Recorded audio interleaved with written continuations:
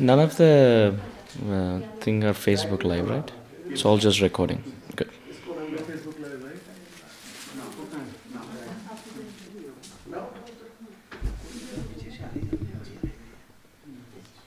Hare Krishna. Should we put in the back side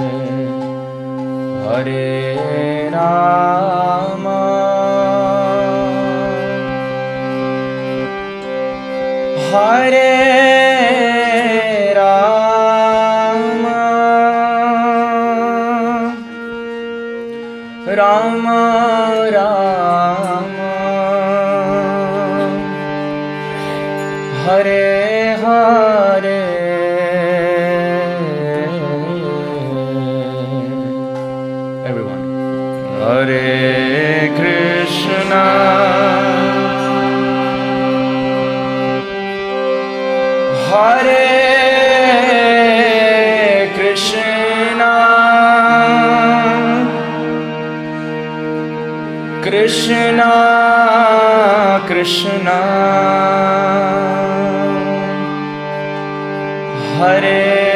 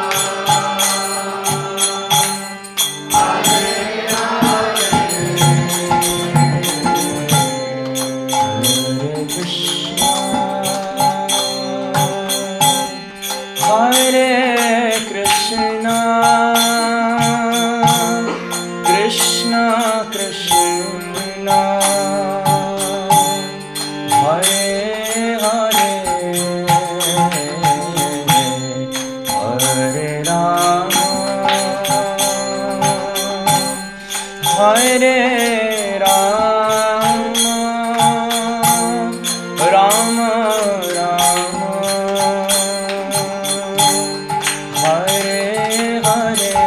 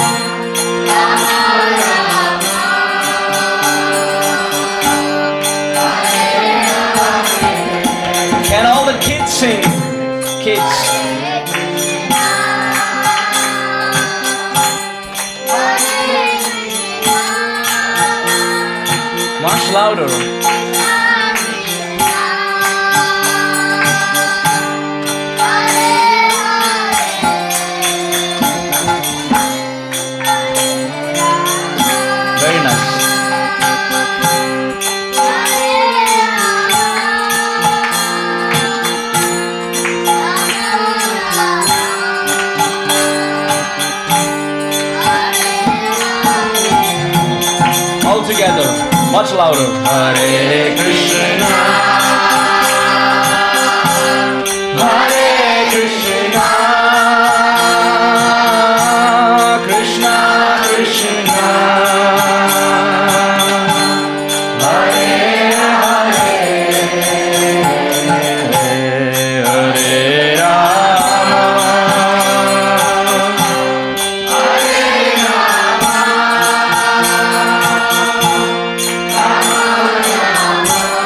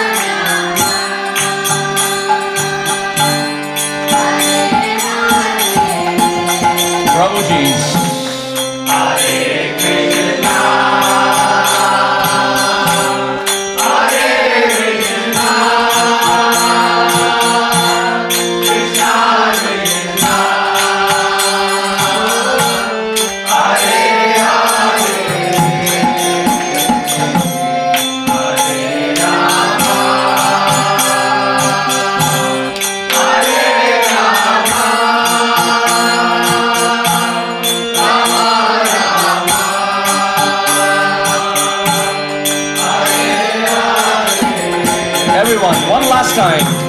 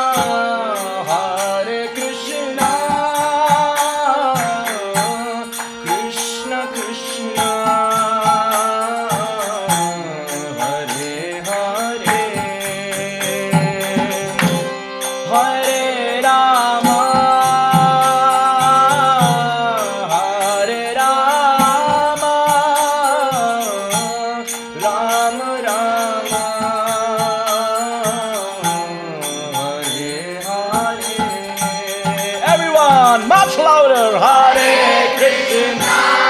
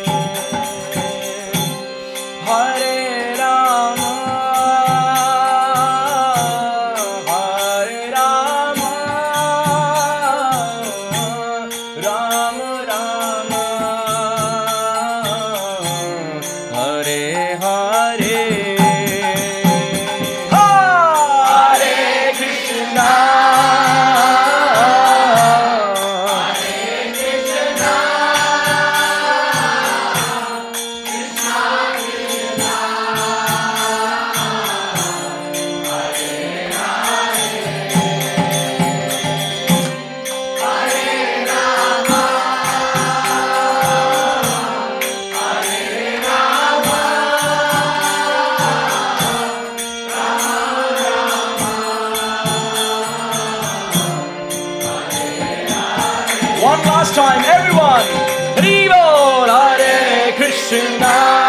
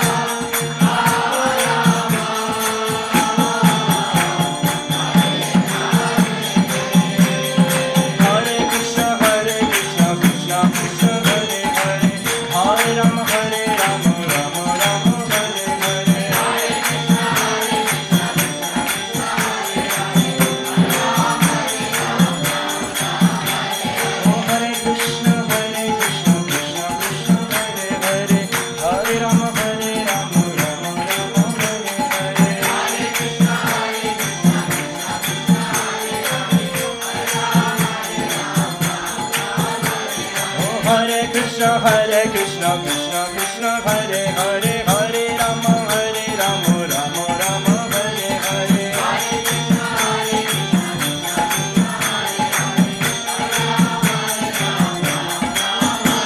Oh, Hare Krishna, Hare Krishna, Krishna Krishna, Hare Hare, Hare Rama, Rama Rama, Hare Hare.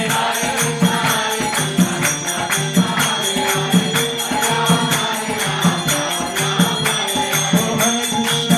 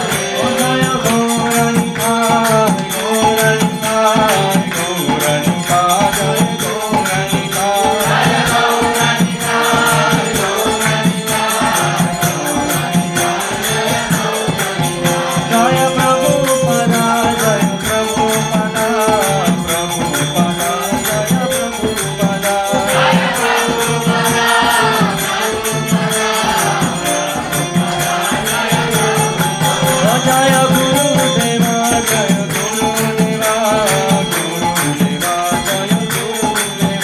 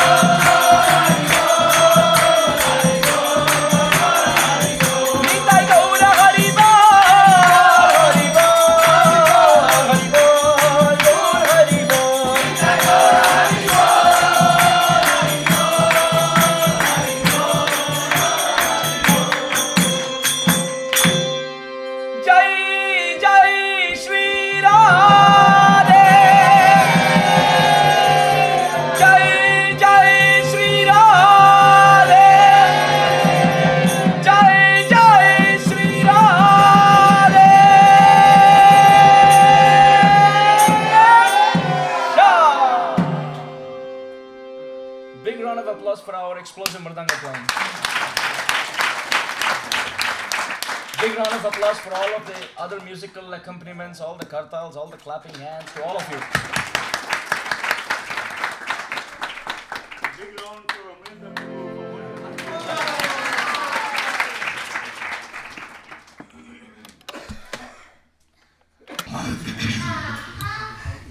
I got it.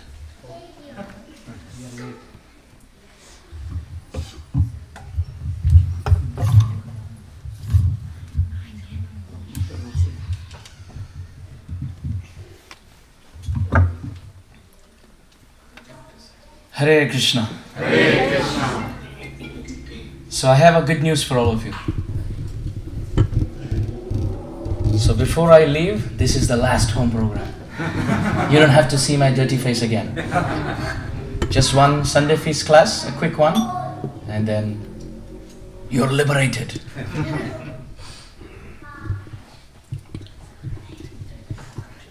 I feel very honored and privileged to be invited for this program.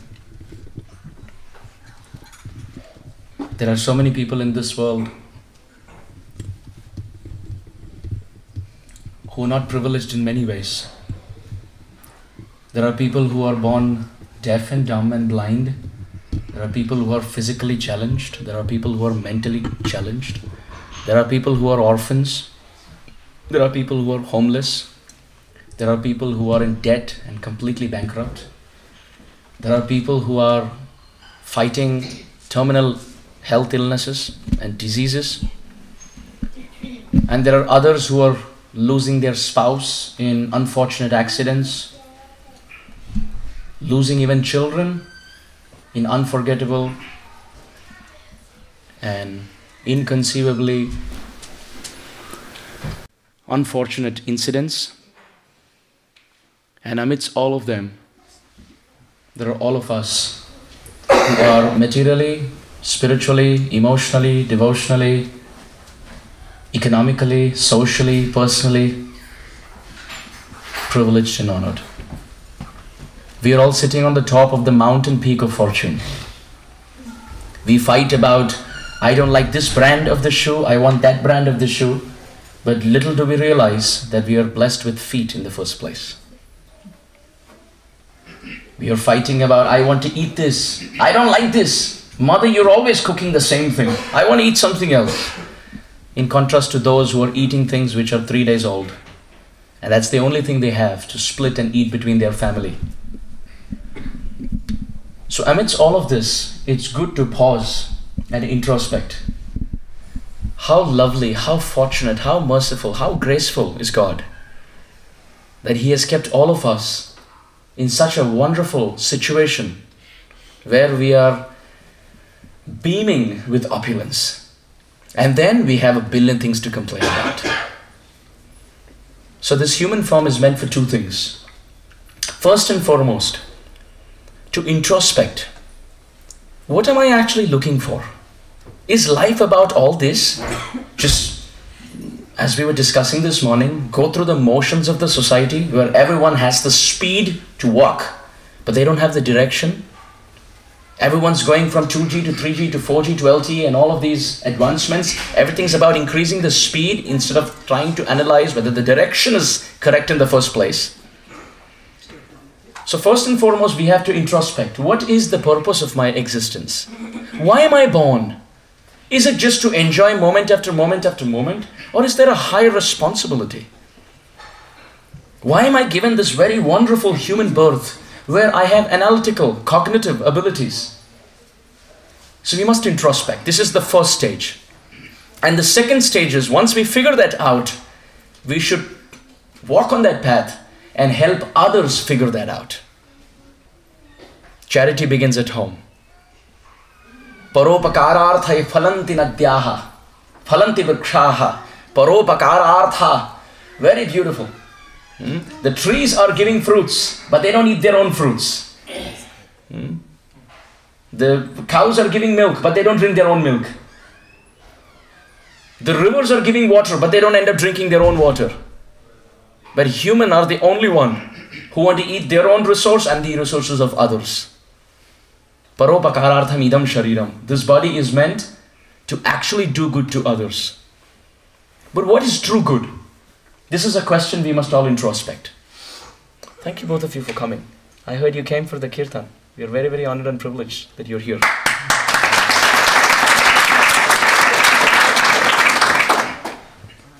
What is actual good to society? This is something to be pondered upon. I want to give an interesting analogy in this point. Think about any big celebrity and think about his son. The son is born with a golden spoon in his mouth. He's born a multi-billionaire just at birth. People have a tough time earning that over generations. And he's just born with it. Imagine they go out in the public, in a crowded place where everyone's, filled with people. Let's say they came to India or China, filled with like 7 billion people, 1.5 with India. World contributor. So imagine this celebrity along with this child comes to India and goes through all the different crowded places in India. Kindly move ahead so that devotees at the back have enough space to sit.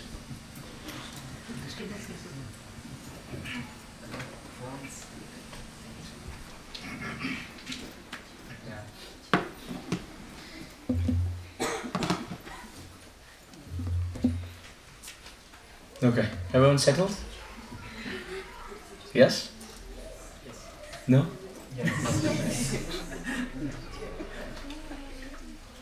So imagine some international celebrity, a popular figure, along with his son goes to India and they go through all the different crowded places in India, all the different streets. And unfortunately, because there are so many people there, the child and the father have lost connection. The father was holding the child and the child was holding on to the father, but so many people around that accidentally they lost hands. And now the father is searching for his son. Where is he going to get him? And the son is searching for the father. And the son starts crying. He sits on the floor in the street, busy street, and starts crying.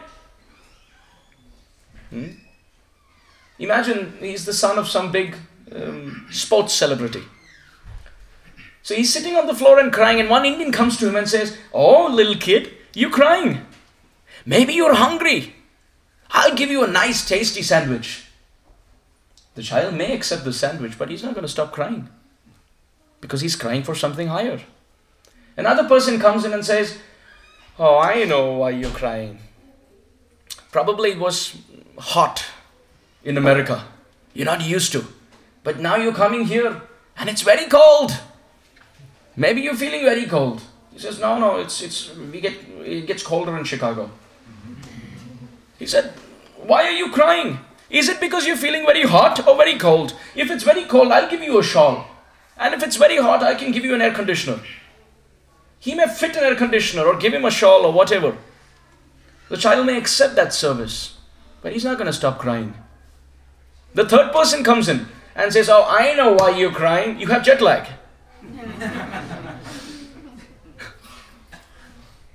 It's night time in America and it's daytime here. So you're probably just jet lagged.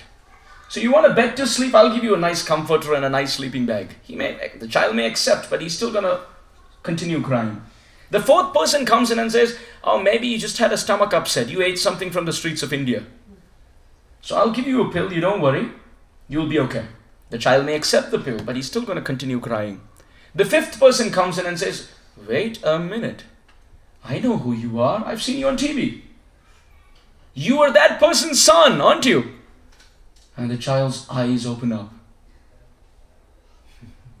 Oh, I know your dad. I know him very well. He's on my WhatsApp contact. You searching for your dad? I'll connect you to him. Now the child wipes his tears and stands up. Please tell me, out of the 5 kinds of services provided to that child, which one is the best? The fifth one. Because the first, second, third, fourth are also good services, but the fifth one is actually what the child's looking for. And with the fifth one, the first 4 also get fulfilled. Because the father, being a multi-billionaire, can give sandwiches, many sandwiches, can give many shawls, can give many sleeping bags, well, good comforters, and much more. So who do you think is doing the good service? The first, the second, the third, the fourth, or the fifth? Fifth. The fifth. This was an interesting story. The person takes the hand of the child and connects to the father and says, oh, your son was crying and so were you. But I'm so happy I could become the mediator and get both of you together. The third party, the middleman, and I could get you. And both the father offers a lot of affection to this person and says, I want to give 1/10 of my property to you, because you've helped me get my son. And the son says, oh, I'm so happy that you connected me to my father. From this example, we understand what is the best thing we can do in society to help mankind. To give out food to the foodless and the shelter to the shelterless is wonderful. It is wonderful service and we must all do it. But what's the point? You're going to feed him today, he's going to feel hungry tomorrow again. You're going to give him a shelter today, he's going to probably get lazy and just live there. 1, 2, 3, 4, all are wonderful services. But if you can somehow identify that the living beings in this world, in Sanskrit the word is jiva, if the living beings in this world are all lost in this fun fair of this world, and we understand the root cause, the root problem why we're all crying is because we have become separated from our eternal Father, who's a multi-billionaire, and that is God. If we can understand that, then doing good to society means connecting the lost sons back to their Father. This is God consciousness, where we ourselves connect ourselves to God and help others through spiritual discourses, through soul-stirring meditative music called kirtan, through very wonderful sanctified food. We try our best to have congregative gatherings like this, where we can remind each other that we are all sons of God. We may come from different parts of the world. We may look different. We may speak different. We may dress different. But we're all looking for that same source of happiness, God, who in Sanskrit is called Krishna, because Krishna means he who is the source of all happiness. So when we sing kirtan, it is an appeal to God to open our hearts so that we can connect with him. And this human form is the only chance, because in animal form, you don't have this analytical discriminative power to understand why I have come in this world and what is my duty. With that as the introduction, thank you all for kindly coming in and helping each other in this quest of self-discovery. Now let us continue with our topic.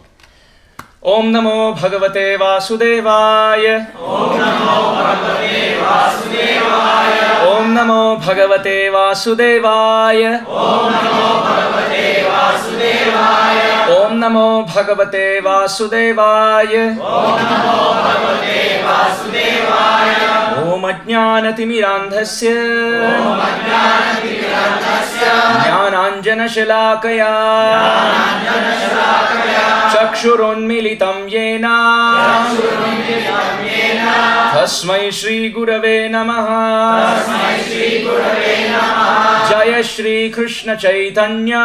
Jaya Shri Krishna Prabhu Nityananda, Shri Advaita Gadadhara, Srivasadi Gaura Bhakta Vrinda, Hare Krishna, Hare Krishna, Krishna Krishna, Hare Hare, Hare Rama, Hare Rama, Rama Rama, Hare Hare, Hare Krishna. How many of us have not attended the previous 2 sessions? Okay, apart from you. Anyone else? This is the first time you're joining us? Okay, wonderful. Anyone else? Okay. Okay, just for the benefit of everyone, including myself, let's very quickly discuss what we've been discussing till now. So this is the 3rd session of our ongoing series, and the name of the series is Understanding the Identity of Chaitanya Mahaprabhu. As we know, Chaitanya Mahaprabhu is the golden incarnation in this age. How do we understand him? In the first session, we started our discussion with Narasimha. And we said how Narasimha developed one desire, and to fulfill that he became Ram. Then Ram developed 2 desires, and to fulfill that he became Krishna. Krishna developed 3 desires, and to fulfill that he became Gauranga. Gauranga became completely satisfied, went back home, back to Godhead with everyone. Stories, all's well that ends well. So this was the first session. In the second session, we discussed what is the connection between Krishna Lila, the pastimes of Krishna, and Chaitanya. We discussed why is it that this golden incarnation Chaitanya Mahaprabhu is constantly crying. Why is it that he is jumping in the air and dancing? Sometimes he falls unconscious. What is the power of this Hare Krishna Mahamantra? And how the unfulfilled desire of tasting love in separation from the beloved was experienced by Krishna when he came as Chaitanya. So this was the theme that we discussed. Now we will continue from there. Everyone on the same page? Yes. Okay. No? Yes. Same page of the same book? Yes.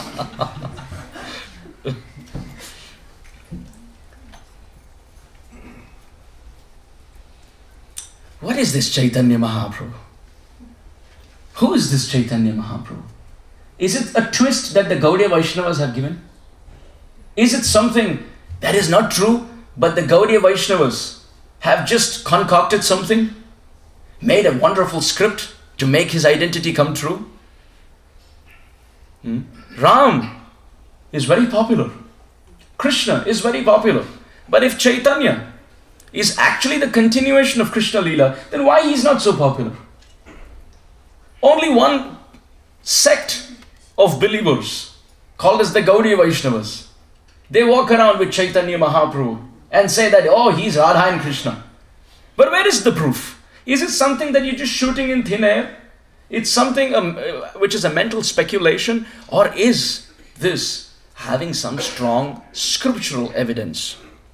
So therefore, we begin today's session to cut through the garden, cut through the grass of all these doubts with the sword of scriptural evidence. So that you can keep all of that in your heart. And whenever a doubt comes, in comes doubt, doubt goes out. Using all those evidence. How many South Indians here?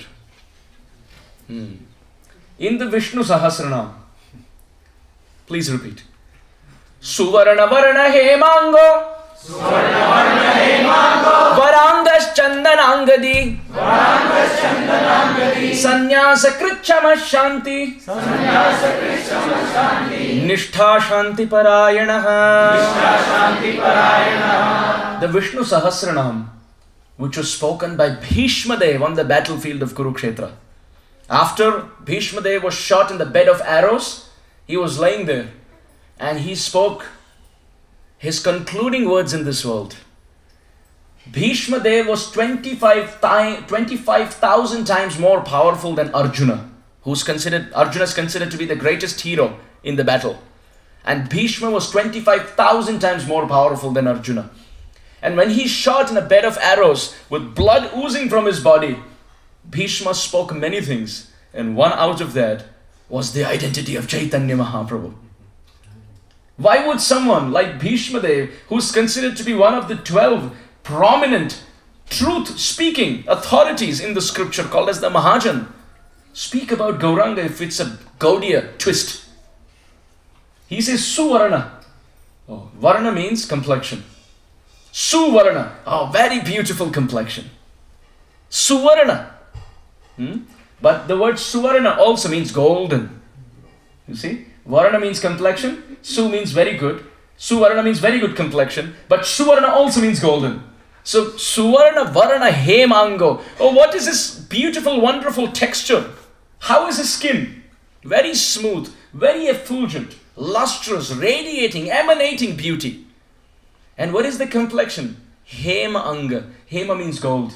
And Anga means body, limbs. Suvarna Varna Hemango. And Varangas Chandanangadi. Vara means first class. Anga means limbs. Chandana means sandalwood pulp.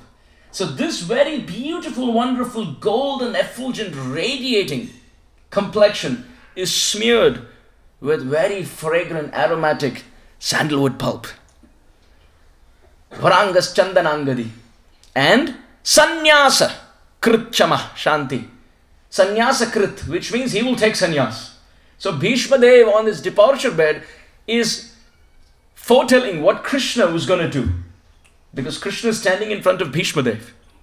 And Bhishma Dev is pointing to Krishna and saying, Suvarna Varna Hemango Varangas Chandanangadi. Oh, he who looks bluish black right now, very soon he's going to take a golden complexion and walk down again. And he will have sandalwood pulp all over his body. Or another meaning, his body will be as fragrant as if smeared with sandalwood. And Sannyasakrit, he will take sannyas. Kshama, he will be the embodiment of Shanti, of forbearance, of forgiveness, of humility, of peace. And Nishtha Shanti Parayana, and he will preach the path of eternal peace by chanting the holy names. Bhishma Dev. Another Mahajan, Prahlad Maharaj. You believe Prahlad Maharaj? You think he will speak lies? Let's say he speaks lies. Let us say, just playing the devil's advocate. Let's say Prahlad speaks lies. Even if he speaks lies, Shastra says, those who are less than 5 years old, even if they speak lies, it's actually invoked from the heart of Sri Krishna. Because what comes from the lips of a 5-year-old is Veda Vakya. Let's say even that is false. We're building a castle with formidable army. So let's say Prahlad is lying. Let's say 5-year-old, but still that statement is false. Can anyone lie in front of Narasimha Dev? Can anyone lie in front of Narayana, who's sleeping? Still you don't lie in front of him. You can't, because he is Satyasya yonim nihitam cha satye. He is the origin of all Satya. Satyam param dhimahi. And when he comes in his most ferocious form as Narasimha, and please note, this is not Shanta Narasimha. This is not Yoga Narasimha. This is not Lakshmi Narasimha. This is called Sthanu Narasimha. Jwala Narasimha. Ugra Narasimha, where he is ready to devour the whole creation. And Lord Shiva has to come and say, my Lord, the act of destruction is mine, not yours. You gave me the service to dance and destroy, but now you are making others dance. Please, my Lord, keep my service. So Narasimha Dev is roaring. Who can speak lies in front of him? Everyone is trembling, and Prahlad goes in front of him and speaks the truth. Canto 7, chapter 9, text 38, Srimad Bhagavatam. Prahlad Maharaj says, oh my Lord, you come in so many different incarnations. I have seen. You sometimes appear as Matsya, or sometimes appear as Kurma, or sometimes appear as Varaha. now you've appeared in this half-man, half-lion incarnation. But my Lord, I know for sure why you come. You come to destroy the demons, to protect the devotees and restore scriptural and spiritual principles. But my Lord, I want to say something. In the last line he says, Channa kalau yada bhavat triguyota sattvam. Tri-yuga. My Lord, although you are coming in every incarnation, you are called Tri-yugi, which means you come in three yugas, Satya, Treta and Dwapar. Hey, wait a minute. You come also in Kali. But, Prahlad, okay, Bhagavatam. He says, you come in three incarnations, in Satya, Treta and Dwapar. But there you come as Bhagavan. Therefore you call Tri-yugi. But in Kali Yuga, you don't come as Bhagavan. Channaha kalau yad abhavas Tri-yugota sattvam. Oh my Lord, Channaha kalau. In the age of Kali Yuga, you hide yourself. And you come as a devotee. So although you come, the general populace know that you come only in 3 yugas. But I know you come in 4 yugas, where the 4th is a hidden incarnation. Now that's Prahlad. Let's say Prahlad is speaking false. Still, let's say in the first example, Bhishma is also speaking false. Third example. Everyone happy? Not happy? Let us absorb. These are arrows in our quiver. Third example. Garga Muni. Have all of us heard of Gargacharya or Garga Muni? He's the one who named Krishna, Krishna. The name that we are chanting, that name was given by Gargacharya. And it's interesting. Krishna and Balaram were born. And they had their name-giving ceremony. 2 little cute boys, Krishna and Balaram. Krishna is this dark-complexioned incarnation. Balaram is this fair-complexioned incarnation. Both of them are sitting on the lap of Nanda Baba, their father. And they're sitting in the cowshed because Gargacharya is coming to give them their names. Krishna looks at Balaram and he winks. And he says, how about playing some mischief? Balaram says, what do you mean? Krishna says, let's test how much this Gargacharya knows. We will test his scriptural knowledge. Balaram said, what does that mean? Krishna said, let's play a prank. You, Balaram, who is the son of Rohini, and I am the son of Yashoda, I will sit on the lap of Rohini. And you sit on the lap of Yashoda. And then we will see what Gargacharya does. He may naturally feel, oh, the child is sitting in the lap of the mother. Therefore, he may say, oh, Rohini, your son. Oh, Yashoda, your son. And the brothers can go. Huh? So they said, Krishna sitting like a good boy in the lap of Mother Rohini. And the mothers don't know. Krishna went to Balaram's mother and said, oh, Maya, I want to sit on your lap. Rohini said, oh, please sit. Balaram went to Mother Yashoda and said, oh, Maya, I want to sit on your lap. Mother Yashoda got Balaram. So they have switched. And Gargacharya is walking in with his shastra and beads, chanting the holy name, a Brahmana. And he looks at the children. Nanda Maharaj says, oh, my 2 sons, please give them their names. Krishna and Balaram are looking. And the Bhagavatam describes. Gargacharya looked at Mother Yashoda's lap. Who was sitting? Balaram. And our Gargacharya said, Ayam hi Rohini putro. Oh, how is it Rohini's son is sitting on Yashoda's lap? Balaram looked like this. And he's looking at Krishna. I told you. It was all your fault.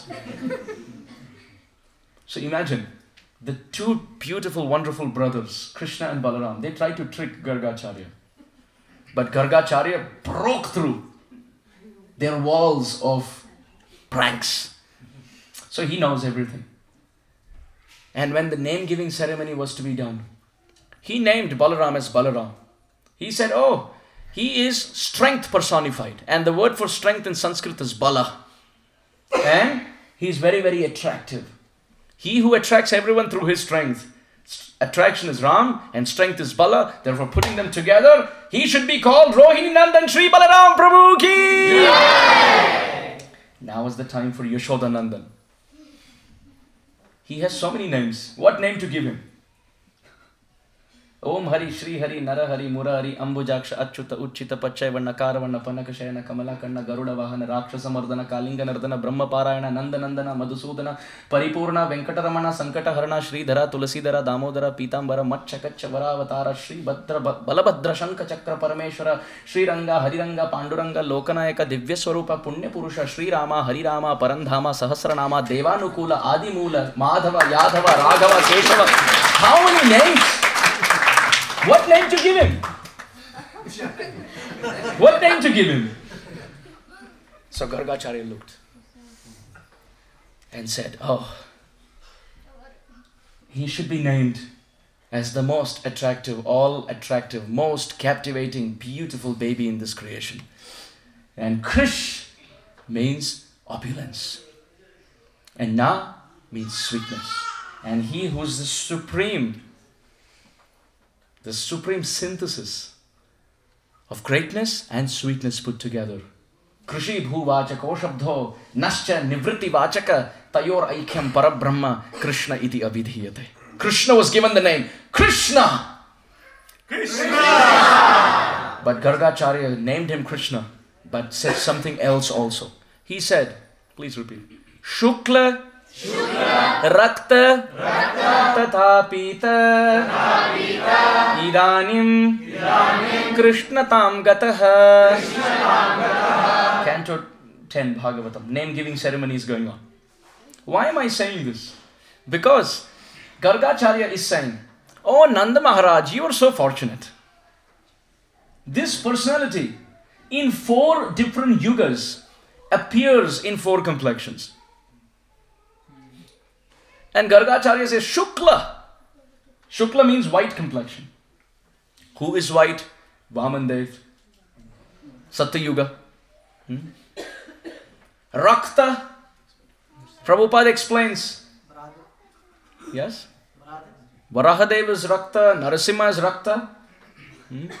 But at the same time, it is described that Ramachandra, who appeared in the color of durva grass in this kalpa, in the previous kalpa, Ramachandra appeared with a reddish tinge. So Prabhupada explains actually that Rakta here refers to Ram of Treta. So Shukla means white, refers to Satyuga. Rakta means red, refers to Ram in Treta Yuga. Idanim Krishna Tam Gataha, bluish black now in Dwapar. So 1 complexion left and 1 age left. By the law of remainder theory, there's 1 age, Satya done, Treta done, Dwapar done, Kali is left, and 1 complexion left. Is everyone paying attention? Yes. So Shukla means white, refers to Satya Yuga, Vamandev. Rakta refers to Ram in Treta Yuga. So Satya done, Treta done. And Idanim Krishna Tam Gataha. Now this Krishna has appeared in a bluish black complexion now, which means in Dwapar Yuga. So white in Satya, red in Treta, bluish black in Dwapar. So 1 age left and 1 complexion left. Shukla, Rakta, Tatha, Pita. Pita means golden. Oh, Jiva Goswami quotes this to say, why is Gargacharya saying Pita? Because 1 age left, and that is Kali, and 1 color left. Jiva Goswami says Gargacharya is giving a hint. Antaha Krishna Bahir Gaura. In Kali Yuga, he will take a golden complexion and come as Shachinandan Gaura Hari. Let's go through other pages of Shastra. Please come with me. Let's go to Garuda Puran. Yore me sahaballavi ramayate vrindavanam arnisham. Yo kamsam nijagana kauravarne yo pandavanam sakha. Vyasadeva is saying, he is referring to Krishna. Which Krishna? Yo reme, he who frolics. Sahaballavi, with all his gopas and gopis. Ramayate, Vrindavanam Aharnisham. That Krishna who plays with his gopas during the day and the gopis during the night. What did he do? Kamsam ni jagana. He killed Kamsa. And Kaurava Rane. He destroyed the Kauravas on the battlefield of Kurukshetra. And Yo Pandavanam Sakha. And he became the friend of the Pandavas. Which Krishna? He who plays with the Gopas and Gopis in Vrindavan. He who destroys Kamsa. He who destroys the Pandavas and befriends the sons of Kunti, the Pandavas. What did that Krishna do? Please listen to Vyasadeva. Yore me sahaballavi ramayate vrindavanam arnisham yo kamsam nijagana kauravarane yo pandavanam sakha soyam vaishnava dandamandita bhuja sanyasavesha swayam nihisandeham upagata kshititale chaitanya rupa prabho. Vyasadeva.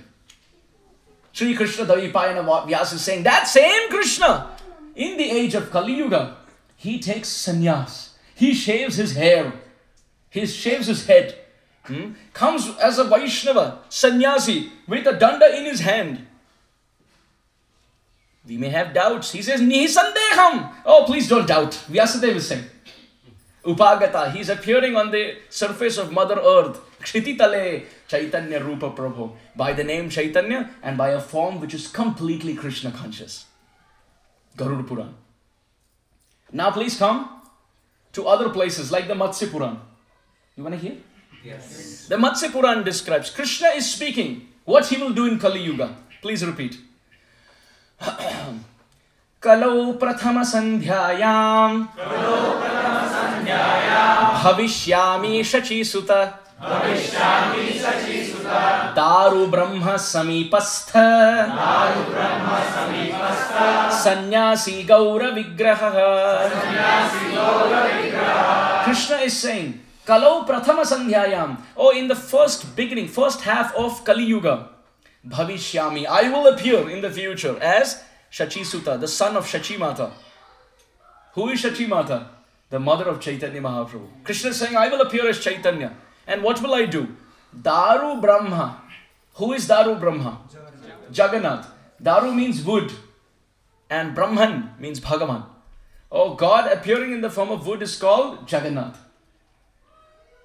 Jai Jagannath, Jai Jagannath, Jai Jagannath, Swami Jai Jagannath. Jai Jagannath, Jai Jagannath, Jai Jagannath.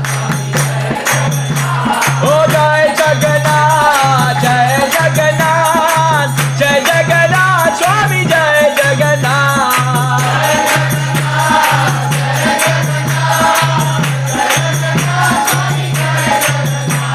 Jai Baladeva, Jai Subhadra, Jai Baladeva, Jai Subhadra.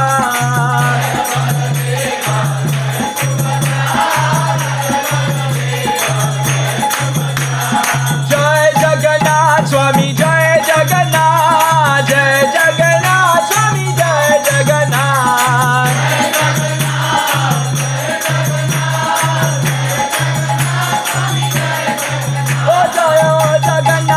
Jaya Jagannatha, Jagannatha, Jaya Jagannatha.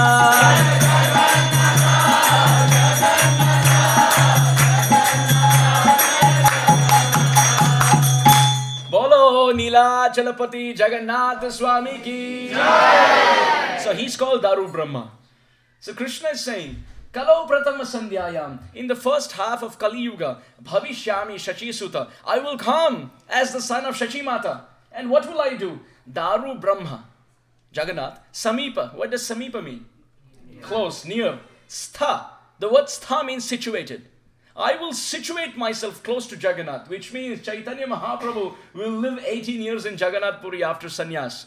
And sannyasi, Gaura Vigraha. I will appear in a golden form and I will take sannyas. Someone will say, that's all okay, you're quoting from Vyasadeva, Garud Puran, this and that.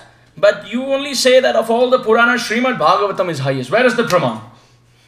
Oh. Srimad Bhagavatam. Please come to the pages of Srimad Bhagavatam. Canto 11, chapter 5, text 32, 33, 34. It is described. Please repeat. Krishna Varnam Tvisha Krishnam Sangopangastra Parshadam Yajnai Sankirtanai Prayaihi Yajantihi Sumedhasaha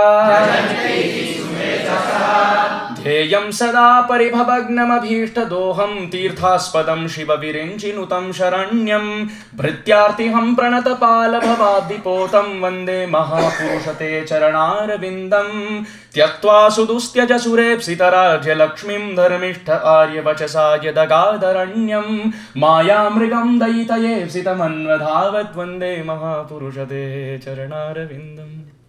Shukadev Goswami is speaking and saying, oh, Shachinandan Gaura Hari is going to appear in Kali Yuga. And please worship him. So in this way, there are so many different Shastras. So many places.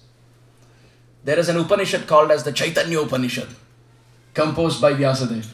The whole book is on Chaitanya Mahaprabhu. So in this way, we should have complete faith that the personality that we are worshipping is actually the continuation of Radha and Krishna. Shri Shachinandan Gaura Hari Ki!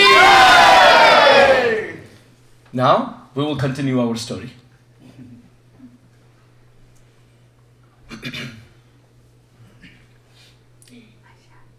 Krishna wanted to know, what is the nature of Radharani's love? Because Radharani is the greatest embodiment of devotion. Bhagavan is the controller. He accepts our offerings. He accepts our devotion. He accepts whatever we give him. But never does Krishna know what it feels to offer something, to offer obeisances, to love someone unconditionally. Krishna does not know that. So therefore, to taste that, he took the heart of Radharani. I want to touch on a very wonderful example. Think about a sugar cube. There's a sugar cube lying on the floor. And there's a very big black ant which is walking. And the black ant walks all the way on the sugar cube. And from sunrise to sunset, the black ant is chewing on this tasty sugar cubes, the sugar molecules. And the sugar starts thinking, oh, I know I'm very sweet. Sugar is thinking, I know I'm very sweet. But who knows how sweet I am? The black ant. The sugar cube starts thinking, I know I'm sweet. But that's just theoretical. If I have to know how sweet I am, I wish I could become the black ant and walk up to this sugar cube, which is myself, and becoming the black ant, if I can taste myself, then practically I will know what my sweetness is like. Everyone understanding? Yes. Another example. Think about someone who's a music store owner. He has many musical instruments. Name a few instruments. Guitar. He has a guitar, has a violin, a piano, saxophone, harmonium, mridanga, kartal, accordion, trumpet, flute, xylophone, etc. All of these instruments are placed. Think about a store owner, music store owner. He owns the store and he has all these wonderfully musical instruments. And he knows all of these instruments as far as specifications are concerned. How long does it last? What is it made up of? What is the price tag? How much does it cost? How should it be preserved? What temperature should you keep it in so that if it gets moist, then the percussion instrument might get spoiled, etc. But he has no clue how to play it. A person enters his store and picks up the flute and starts playing the flute. Picks up the violin and starts playing the violin. Picks up an accordion and starts playing the accordion. Picks up the piano and starts playing the piano. Picks up the drums and starts playing the drums. And this music store owner thinks, wait a minute. I am so poverty-stricken that all that I know about these instruments are their price value. But I don't know their musical value. I don't know how much happiness the person who's a musician gets when he plays these instruments. The music store owner thinks, I possess all these instruments and I see them every day, but I wish I could walk into my own store like this musician and play all these instruments to the best possible musical ability, so that I not just know the price tag, the price value, I also appreciate the musical value of all these instruments. Are you knowing where I am going with this? Yes. The music store owner has a name called Krishna. And all these musical instruments are his qualities. He knows, oh, I am a dancer. I'm a wonderful singer. Oh, I'm very attractive. I speak very nicely. I speak many, many languages. Vivida adbhuta bhashavit. When I sing, I can make the cuckoo ashamed. And when I dance, the peacocks stop in shame. Krishna knows all that. He knows the price value of all of his qualities. But Krishna is thinking, I wish I had the musical ability, which means I had the devotional depth in my heart, that I could enter my own store, my personality, and play all these instruments, which means taste my own qualities from that side of the story, so that I understand myself better from the eyes of someone who loves me. In the example of the sugar and the ant, Krishna is the sugar. Krishna is very sweet, very, very sweet. Sripad Vallabhacharya has composed 100,000 Sanskrit verses describing the sweetness of Krishna. 100,000, and there's no redundancy. Completely distinct. And Vallabhacharya sings, oh, Krishna's lips are very sweet. They are like freshly cut crimson red bimba fruit. It's like somebody has sliced a piece of a reddish fruit and placed here. And Vallabhacharya looks at Krishna's lips and he says, Adharam madhuram. Oh, these lips are so sweet. Then as he's looking at the lips, he looks at the face where the lips are placed. Vadanam madhuram. But when you look at the face, you can't stop yourself but look at the beautiful eyes. Nayanam madhuram. But when someone's looking at Krishna so intensely, Krishna smiles. Hasitam madhuram. But when he's smiling, Vallabhacharya says, hey, it's not that you're just externally beautiful. Even internally you're very beautiful. Hridayam madhuram. Krishna feels very shy and he starts walking around. Krishna, where are you going? Even your walking is very sweet. Gamanam madhuram. Krishna, what can I tell you? Everything about you. In fact, you're a fruit basket yourself. Filled with sweet fruits. Your eyes are like fruits. Your nose is like a fruit. Your lips are like fruit. In fact, you're like a fruit basket filled with sweet fruits. Krishna, you're like a flower basket, as if every aspect of your body are flowers. Krishna, looking at your nails, the fingertips and the toe tips, I feel you're actually a basket of diamonds. Vallabhacharya sings, Madhuram means sweet. He says, Madhura adhipater akhilam madhuram. What can I say, Krishna? I can't go on counting. Your hair is sweet, your nose is sweet, your lips are sweet. Actually, everything is super sweet. And he sings, Adharam madhuram. Please repeat. Vadanam madhuram. Adharam madhuram. Nayanam madhuram. Hasitam madhuram.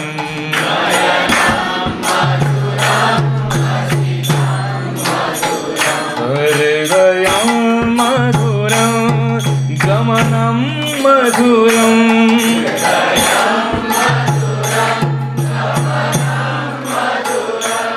Adharam madhuram. Adharam madhuram. Vadanam madhuram. Adharam madhuram. Adharam madhuram. Vadanam madhuram.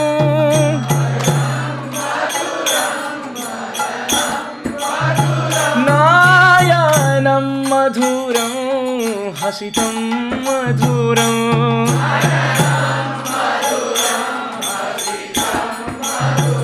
Hridayam madhuram. Gamanam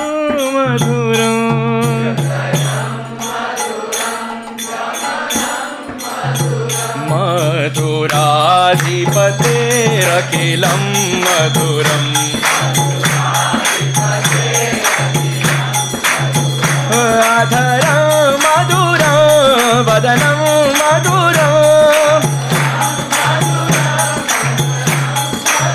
Nayanam madhuram hasitam madhuram. Hridayam madhuram gamanam madhuram.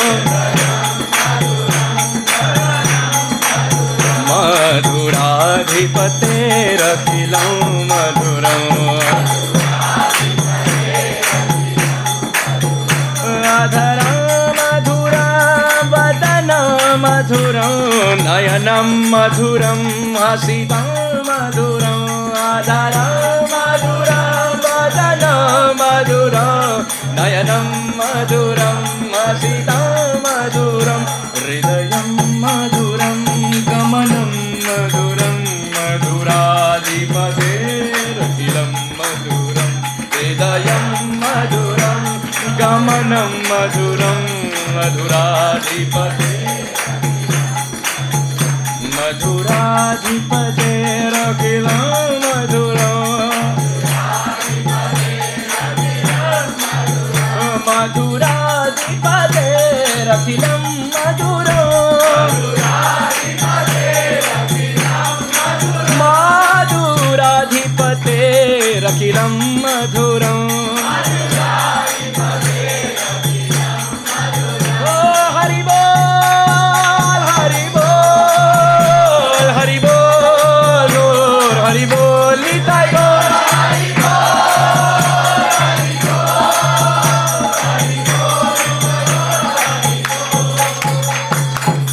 So Krishna is that cube, sugar cube, very sweet.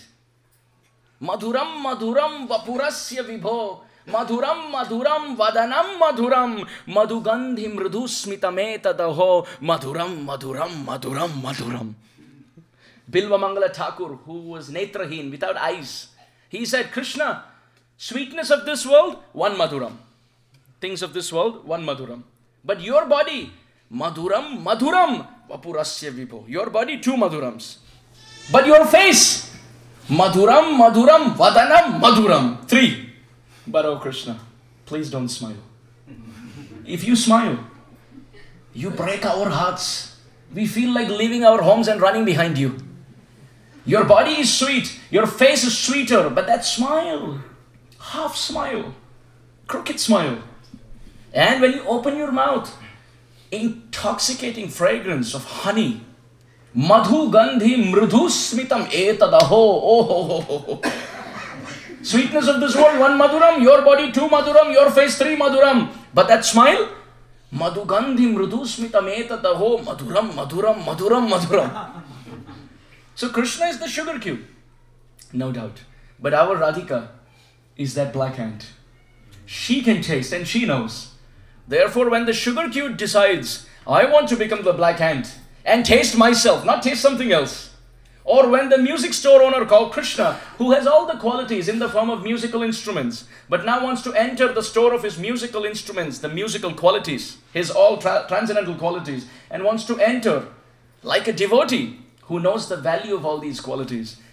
Sugar trying to become the black ant to taste the sugar itself, and the music store owner trying to be the music teacher to enter his own store. This is called Gaura Tattva. Is everyone understanding? Yes. Where Krishna wants to see himself through the eyes of Radha. This is called Gaura. Gaura. But then why did Gaura take sannyas? You all know Gauranga Mahaprabhu took sannyas? Yes. Why did he take sannyas? Please tell me. Give me a few reasons why he took sannyas. And please don't worry. There's nothing called as a wrong answer. Because Krishna is unlimited. So the ideas that you're getting are also some reasons why he took sannyas in another kalpa. So you're correct. So that the devotees can take serious and take the instructions carefully. Yes. He wanted to take sannyas because when someone with saffron cloth enters, immediately we become very reverential because he's a renounced person in this world. So that people take his message seriously, he took sannyas. Same reason why Prabhupada took sannyas. Any other reason why? Bhishma Dev predicted. So he wanted to run the script that Bhishma Dev said. Very nice. What else? To stay near Daru Brahma. Okay. But he could have moved his house and come with Chachi Mata and Vishnu Priya Devi. Let's all go to Jagannath Puri and never return. But why did he take sannyas? He was so young, so that so that other people will listen. He was so young, otherwise they would not listen to him. Yes, as Mathaji said. What else? Yes, Prabhu. Well, to define what is the best way in an environment that you can completely taste the sweetness of Krishna? Yes, to taste Krishna Bhakti with no attachment in this world. But our Srila Gaura Govinda Maharaj, whose disappearance day we celebrated day before yesterday, on the appearance of Bhakti Siddhanta Saraswati Thakur, our beloved Gaura Govinda Maharaj left this world. Srila Gaura Govinda Maharaj said and described a very beautiful reason connecting Krishna Lila and Gaura Lila, why Gauranga Mahaprabhu took sannyas. Do we want to know? Yes. He said, when Krishna met the gopis of Vrindavan, in Vrindavan, he told the gopis, Na parayeham niravadhya samyujam swasadu krityam vivudayushapi vaha yama bhajan durjarageha shrinkhalam samvrichayat tat pratiyatu sadhuna. Canto 10, chapter 32, text 22, Bhagavatam. Krishna told. Krishna never starts a verse with na. He's very positive all the time. Very optimistic. And na means negative. Krishna never begins a verse with no. He will always, even if he has to say a no, he will say, oh, it is very difficult. It is next to impossible. But he will never say it's not possible. But when he speaks to the gopis of Vrindavan, Krishna says, Na paraye aham niravadhya samyujam. Oh gopis, I have nothing to give you. There's absolutely nothing that I have in my possession to give you. Why? Why? Because I very proudly promised in the Bhagavad Gita, Ye yathamam prapadhyante tam stataiva bhajamyaham mama vartmanu vartante manushaha partha sarvashaha. Chapter 4, text 11, Gita. That the devotee may come to me with any mood and any intensity, I as God can reciprocate. When the gopis of Vrindavan left their homes, left their husbands, left their children, left their parents, left their duties, left the food, left everything to come in the middle of the night for Krishna. 5,000 years ago. Imagine if a lady leaves her home without telling the family where she's going in the middle of the night. She's not accepted back. Very conservative society. And after marriage, she can return back to her father's home because now she belongs to the husband's family. And if she goes in the middle of the night, the husband's family will also close the door, which means she goes homeless.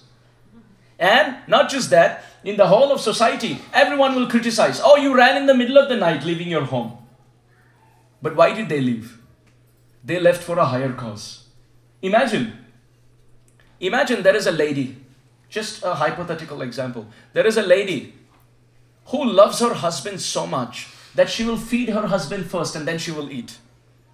And she fans her husband, massages his feet, takes care of him very nicely. That's why I said hypothetical.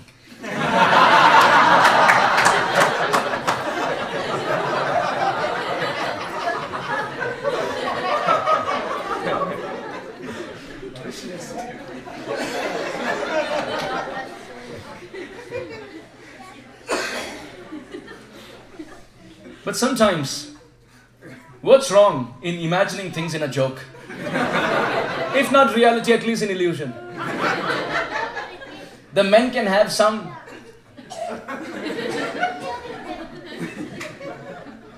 Okay, back to the example. Imagine there is a lady who loves her husband so much that she worships her husband. But the husband said, oh, for 4 days I have to leave the village and I have to go out of village. She said, how can I live without you? How can I eat without feeding you? How can I live without worshipping you? So the husband made a very wonderful mud statue of himself. The statue looked like him. And the husband told the wife that in my absence, you feed the statue, You serve the statue, talk to the statue like you will talk to me. You worship the statue like you worship me. And in this way, treat the statue the same way as you treat me. And in 4 days, I will be back. So she agrees. Day 1, day 2, day 3, day 4, she's doing it. As she's worshipping, the evening of the 4th day, this husband statue, there's a knock on the door. And she looks at the door. And that's the husband. She says, no, but my duty is to worship the statue. Do you think that's very intelligent? What should she do? Drop the plate and run. Is it not? That's intelligence. Well, that's what the gopis did. Their husbands and their family are all mud statues who are the replacement for the actual husband, which was Krishna. So in the absence of Krishna, they took care of everything. But when Krishna played the flute in the middle of the night, they left the mud statue worship and they ran to their actual husband, who was Shyamasundar. Everyone making sense? Yes. Okay. Everyone understanding? Yes. So they went in the middle of the forest and Krishna said, oh, you are ready to be publicly and socially criticized. You are ready to be criticized by your father's side and your father-in-law's side. Your husbands, your children, your friends, everyone will ridicule you. And you have come all the way for me. What can I do? I don't give up my home. There's nothing I can do for you, but you have given up everything for me. Na paraye aham niravadya samyujam. Oh gopis of Vrindavan, there is nothing in my possession which equals this intensity of devotion. For those who come to me and chant my holy names and say, I want a bigger house, I give them. You go to a temple, say, oh God, give me my daily bread. He will give the whole packet of bread. Be happy. Oh God, give me a bigger house. He will give you a castle. Oh God, give me a car. He will give you a big one. Whichever you want. Or Tesla. Yes, be happy. He'll give you a Tesla. But then, when you go to God and ask something from Him, and He gives you, the relationship ends. Because it's a business. I come with some faith. I want something from you. You give it to me. Then you go your way, I go my way. But when someone comes and says to Krishna, to God, I want to serve you. God says, what do you want? I want you. No, what do you want from me? No, I don't want anything from you. I want you. Very intelligent. Because when you ask for the king, along with the king, all the ministers come. The ministers are opulence in this world, and the king is Krishna. So go and hunt for the bigger fish. That is Krishna. Don't settle for the little ones. Don't go to Krishna. Bhagavan se nahi, Bhagavan ko hi mang lo. Don't go and ask things from Him. When God can give you 10 million, don't go and ask and beg for 50 paisa. Go and ask for everything. That is Him. So the gopis are coming and surrendered to Krishna. Krishna said, what do you want? Nothing. We just want you. We want to serve you. We want to keep you happy. At that point, Krishnadas Kaviraj Goswami in Chaitanya Charitamrita describes, Pratigya bhanga hoila gopira bhajane. By the bhajan of the gopis of Vrindavan, Krishna's pratigya, that, oh, I can reciprocate to the level of your intensity. That promise was broken. Krishna says in the Gita, Sarvato pani padaustat sarvato kshishiro mukham. Oh Arjuna, I can see in all directions. I have eyes everywhere. I have thousands and thousands of hands. We have read? 11th chapter Gita. Krishna says, I can see in all directions. But can actually Krishna see in all directions? What do you think? Yes. Are you sure? Yes. When Mother Yashoda was chasing Krishna with a stick, Krishna could see all directions except one, behind. Krishna said, I can see all directions. Yes, when Mother Yashoda was running with a stick, you naughty butter thief, he's running and seeing all directions with eyes filled with tears. What was in his tears? Terror. Rudantam, crying. Muhuhu netram, repeatedly. Yugmam, 2 eyes. Karam bhoja yugmena. He was rubbing with 2 hands. 2 hands and 2 eyes. He's rubbing. But what was there in his eyes? Karam bhoja yugmena sa atanka netram. Atankvadi means terrorist. So atank means terror. Sa atanka netram. In his eyes there was terror. As a result of which he was so scared of his mother, he could see all directions except behind. So what happened to his promise? Oh Arjuna, I can see in all directions. Broken?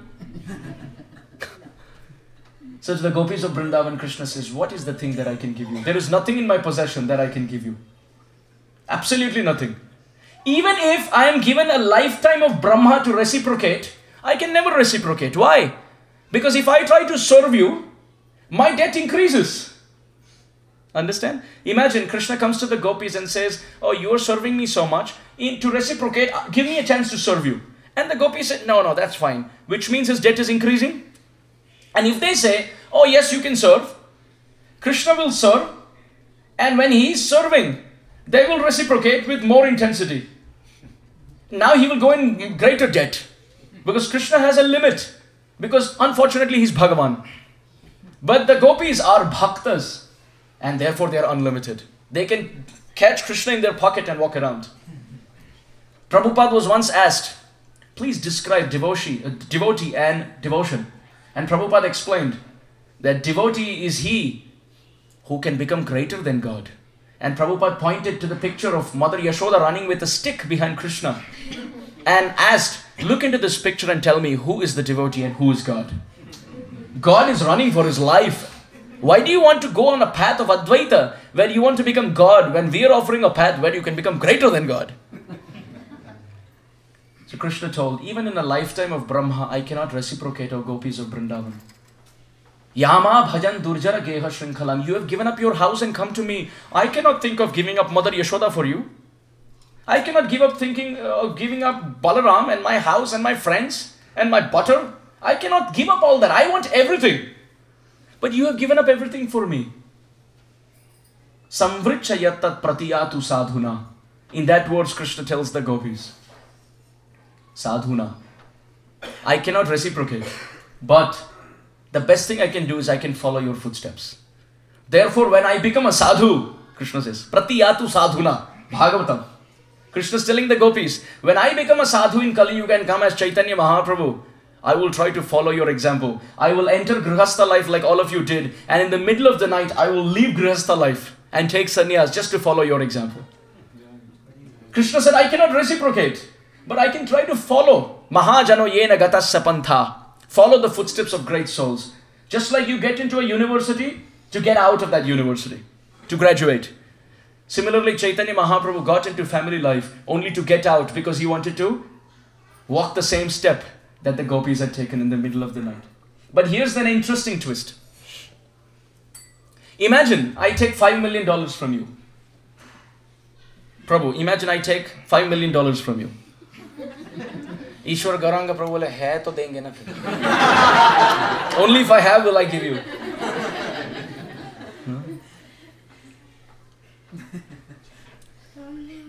Imagine I take $5 million from all of you individually.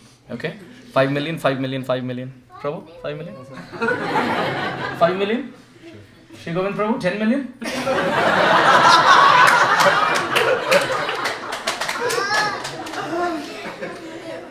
Imagine I take 5 million from each one of you and I say, oh, don't worry, just 6 months down the line I will repay.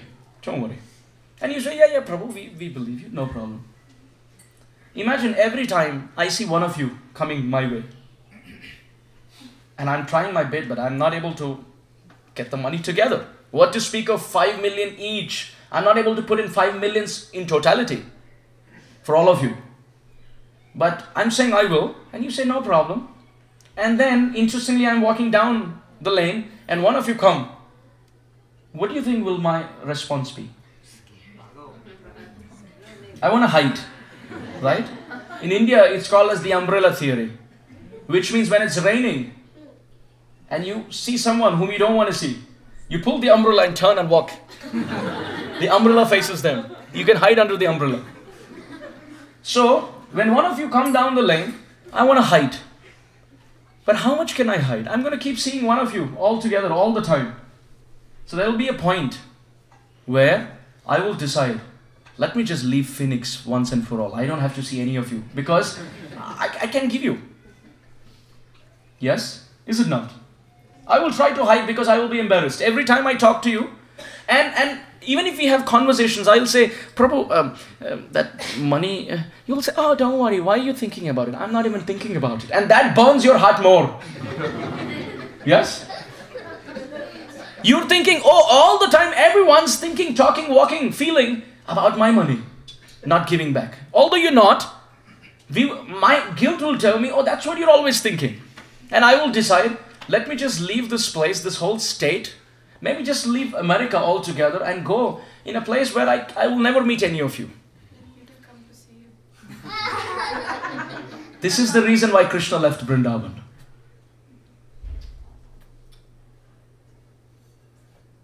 Because he had taken a loan of prema. He had taken the loan of love through thought, word and deed from every Brajvasi. Every Brajvasi loved Krishna so much. And Krishna in the Gita says, I will reciprocate to each one of you. But the love of Vrindavan is so intoxicating. All the Brajvasis put together, Krishna cannot reciprocate even to one Brajvasi, even one act of one Brajvasi done at one time. What to speak of all the activities, all the services of all Brajvasis at all time and space? Impossible. Krishna decided, I can see, I can't reciprocate. I can look into their eye to eye. I'm taking all of their affection, but I'm not. Unfortunately, being God, there are limitations. I can't do it. There's only a limit how unlimited I can be. And Krishna decided, let me cover myself by the curtain of Yoga Maya and walk out of Vrindavan and never see any of them again. This is why Krishna left. Making sense? Now, Krishna is speaking to the gopis, especially to Radharani. And Krishna tells Srimati Radhika, oh Radhika, how can I reciprocate? All of you are serving me so wonderfully. Even when I put you through so much tests, so much trouble, so much trial and tribulation, you never give up my feet. You always continue worshipping me. Think of the Pandavas. Their house is set on fire. They're administered poison, just like Prahlad. They're attacked. 5 sons of Draupadi are slaughtered. Draupadi gets disrobed in mid-assembly. They lose everything. They become homeless for 13 years. And one of those years they have to live incognito. Can you imagine hiding yourself? Even we, being Kali Yuga rejected souls, we don't like to live in incognito. And they are Kshatriyas who should actually be ruling kingdoms. And they're living like eunuchs. Eunuch dance teacher. And one is a cook. And one is taking care of cows and horses in the stable. And still they don't give up the feet of Sri Hari. Can you imagine? Hanuman's tail is on blazing fire. And he doesn't think I'm chanting the names of Ram. Why is this fire on my tail? He's thinking, with this fire opportunity, how can I serve Ram before the fire gets extinguished? This is devotion. This is devotion. When the going gets tough, the tough gets going. Think of the sugarcane rod in India. It has so much juice, but it doesn't know. It's standing tall and straight. Krishna puts it through chopping blades. You know, the sugarcane person, for those who have drunk sugarcane juice in India, you will know. Sugarcane rods are standing tall. But when the man puts them through the sugarcane chopping machine, the blades go with a bell there. And it keeps moving. And the person takes them off the blades and doesn't let them go, takes them back in. Which means they have no way to go. They're trying to escape, and again. And 2-3 times, and after that he just trashes them. And in return, those rods are giving juice. So sweet. We are all like sugarcane rods, standing tall in pride, but we have so much sweetness within. And Krishna, through circumstantial situations, through the blades of testing time, puts us through that. And the devotees are those who stand the test, giving the sweet juice to Krishna. And among all the devotees, The residents of Vrindavan are the highest. Among all the residents of Vrindavan, the gopis of Vrindavan are the highest. Among all the gopis of Vrindavan, Srimati Radharani is the highest. There's no one even equal to the effulgence coming from the tip of the toenail of Sri Radha. Krishna is saying, what can I give you? There's nothing I can give you, O Radharani. I beg you, can you forgive me? I'm just accepting this devotion, but there's nothing I can reciprocate. Pratigya bhanga hoila gopira bhajane. Can you just forgive me? Think about this. Another example. Continuing with the 5 million example. I just imagine, I take $5 million from one of you, and then I come back honestly and I tell you, look, I can't give it back to you. I really cannot. You are free to do whatever you want to do with me. I can't give it back. I don't have it. If you want, I can become your house domestic maid servant all my life without a pay. I can clean your house. I can cut the grass in your backyard. I can throw the trash in the dumpster. I can drop your kids to school. I can clean the toilets. I can cook for you. I can take your car for maintenance and washing and repair. I can do everything in your house free of cost all my life. Can you just forgive me? And if you say, you don't have to do it, I forgive you. Our relationship is not meant about this. You don't have to do it. I didn't give you the money so that you return it back to me. I just gave it so that you become happy. And now I start thinking, wait a minute, now he's drowning me in more debt. Before it was just financial debt, now it's emotional debt. And I will walk around telling everyone, oh, this person is actually a very noble soul. He gave me money and I offered him house help. He doesn't want to take it. And he's forgiving me and dealing with me just casually. Oh, everyone, please understand, this person is a very, very great soul. He's a saint.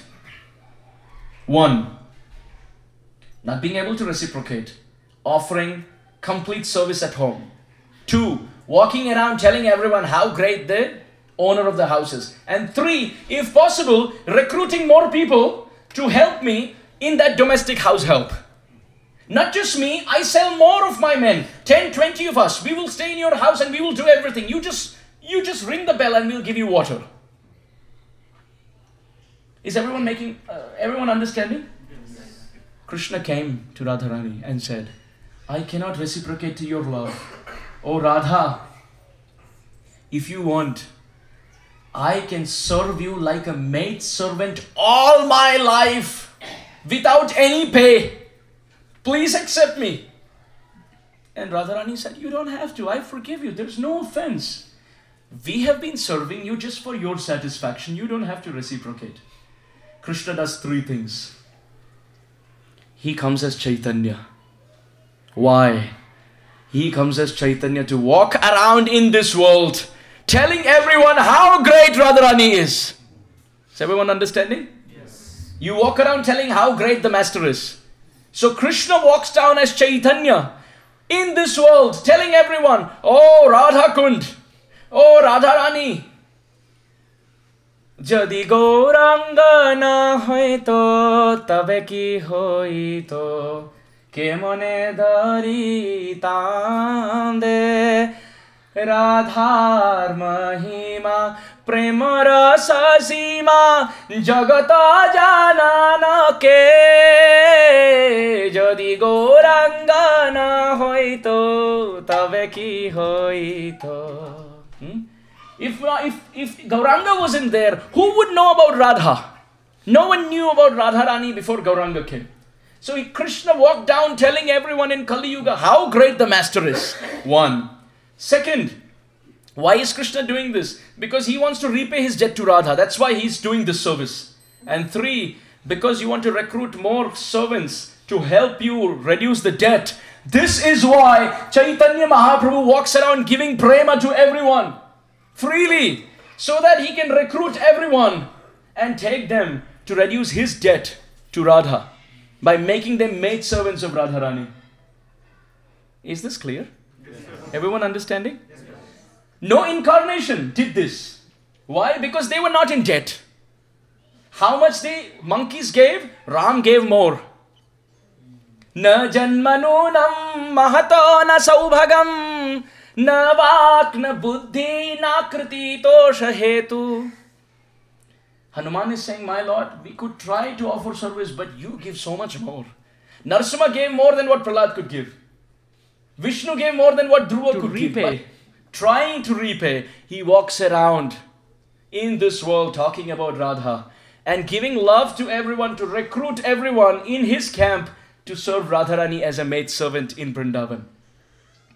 So beautiful, so wonderful. No one can do this except Chaitanya Mahaprabhu. I'll give you an example. You go to a rich man and you ask him for his bank details. You think he will give you? No. But now here's the secret. Invite him for drinks. Invite him. Drinks. Don't ask him now. Let him drink for some time. After that, even without you asking, he will tell you. Not just you. He will walk around the street like a madman shouting his ATM pin. Bank of America details. And you'll be like, shh, don't do that. Like, what to do? He's intoxicated. He doesn't know what he's doing. Similarly, Krishna is a very rich man. You ask him anything, he will give you, but he will never give you the key to control him, which is devotion. Because you ask him anything, he will give you, because for that, you have to run behind him. But if he gives you devotion to him, which is the key to control him, not you, but he has to run behind you. So Krishna will give you everything except devotion. But this rich man, call him over for drinks, which means intoxicate him with the love of Radha. When Radharani's devotion is the intoxicant, and Krishna gets drunk with the intoxicated madness of Radharani's devotion, then it's still the same rich man, but now he's intoxicated. He's not Krishna Chandra, he's Gaura Chandra. So now, you don't ask him. Without you asking, he will tell you. Not just you, he will walk around the streets of Kali Yuga in the middle of the night and start screaming, Hare Krishna, Hare Krishna, Krishna Krishna, Hare Hare, Hare Rama, Hare Rama. So this is that incarnation who's completely mad. He's intoxicated. Krishna has been drunk with devotion. Therefore, he has no clue what he's doing and what he's giving. So, why not take advantage of his intoxicated state? He's walking around giving everyone the secret to control him, which is devotion. Therefore, Prabodhananda Saraswati says, please repeat. Prema namad bhutartha Shravana patagata Kasya namno mahimno Ko veti kasya brinda Vana vipina maha Madhurishu pravesha Ko va janati Radha Paramarasa chamat Karamadhurya sima Ekas Chaitanya Chandra Paramakarunaya Sarvamavishchakara Prema namad bhutartha Shravana patagata Kasya namno mahimno Ko veta kasya vrinda vana vipina maha madhurishu pravesha Ko va janati Radha paramarasa chamatkara madhurya sima Ekash Chaitanya Chandra paramakarunaya sarvamavishchakara. Prabodhananda Saraswati. What does he say? He says, Prema namad bhutartha. Forget about getting love of God. The word Krishna Prema had not even entered anybody's ear. Before Mahaprabhu came, everyone wanted liberation. Mukti. Bas, Om Shanti, Shanti, Shanti. But the concept of loving God like this that had not even entered the ear hole of anyone. What to speak of getting it, and what to speak of getting it so simply by chanting the names of Sri Hari. This was impossible. Prema nam adbhutartha shravana patagata kasya namno mahimno. What to speak of getting love of Godhead? People had not even heard the word love of Godhead. Next.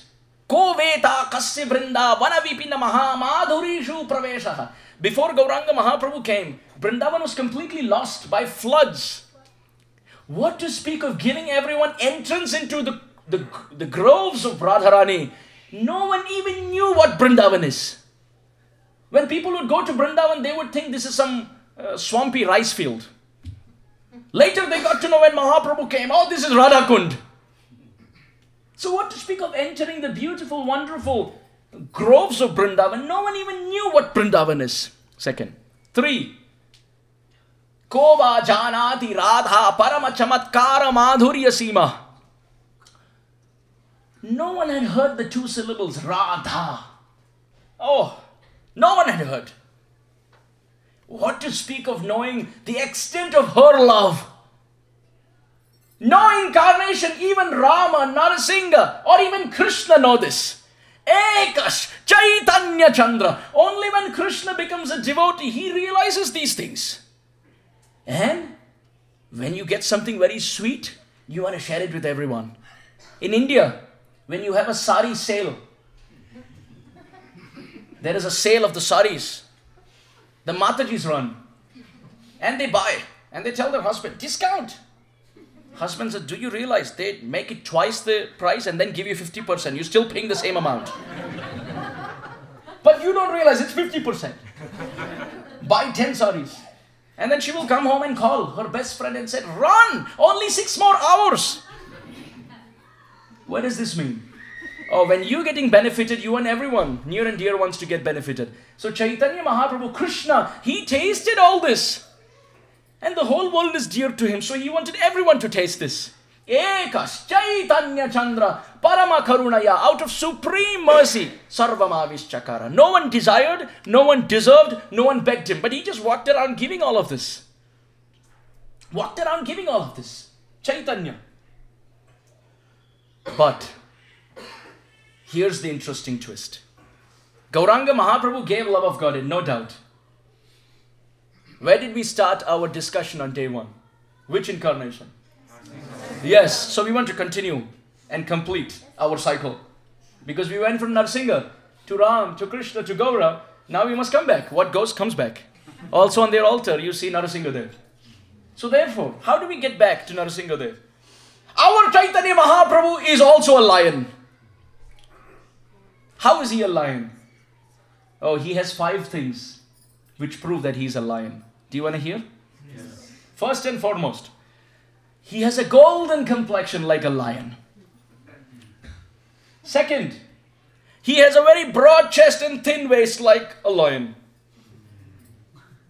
Broad chest and thin waist. Third, like a lion, he has hair on his shoulder as he walks. Fourth, he was born in Simha Rashi, which is Leo constellation, star constellation. Leo, lion. And fifth, when a lion finds a cave, and in that cave there are big wild animals living, what does the lion do? How does he throw all the elephants from the cave? He roars. The lion goes and roars inside the cave.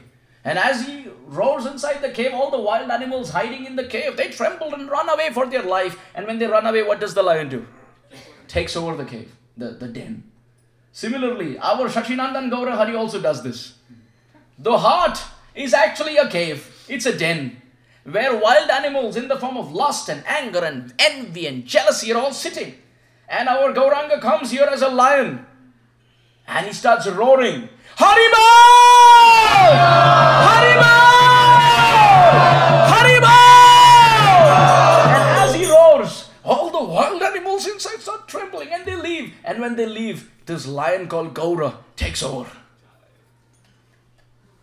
So, what are the 5 points? 1, golden complexion. 2, broad chest and thin waist. 3, hair on the shoulder. 4, He was born in Simha Rashi or Leo constellation. And fifth, he roars.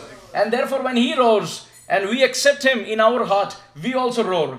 And we also roar like this. Please play the mridanga. Jaya Nara Hari, Jaya Gaura Hari, Nara Hari, Jaya Gaura Hari.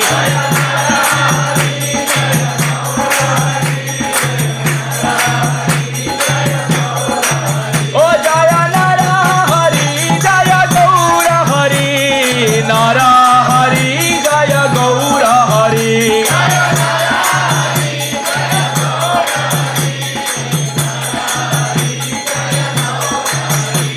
Oh Hari Hari Bo, oh Hari Hari Bo, Nitai Gauranga Gaura Hari Bo, oh Nitai Gauranga Gaura Hari Bo, oh Nitai Gauranga Gaur Hari Bo.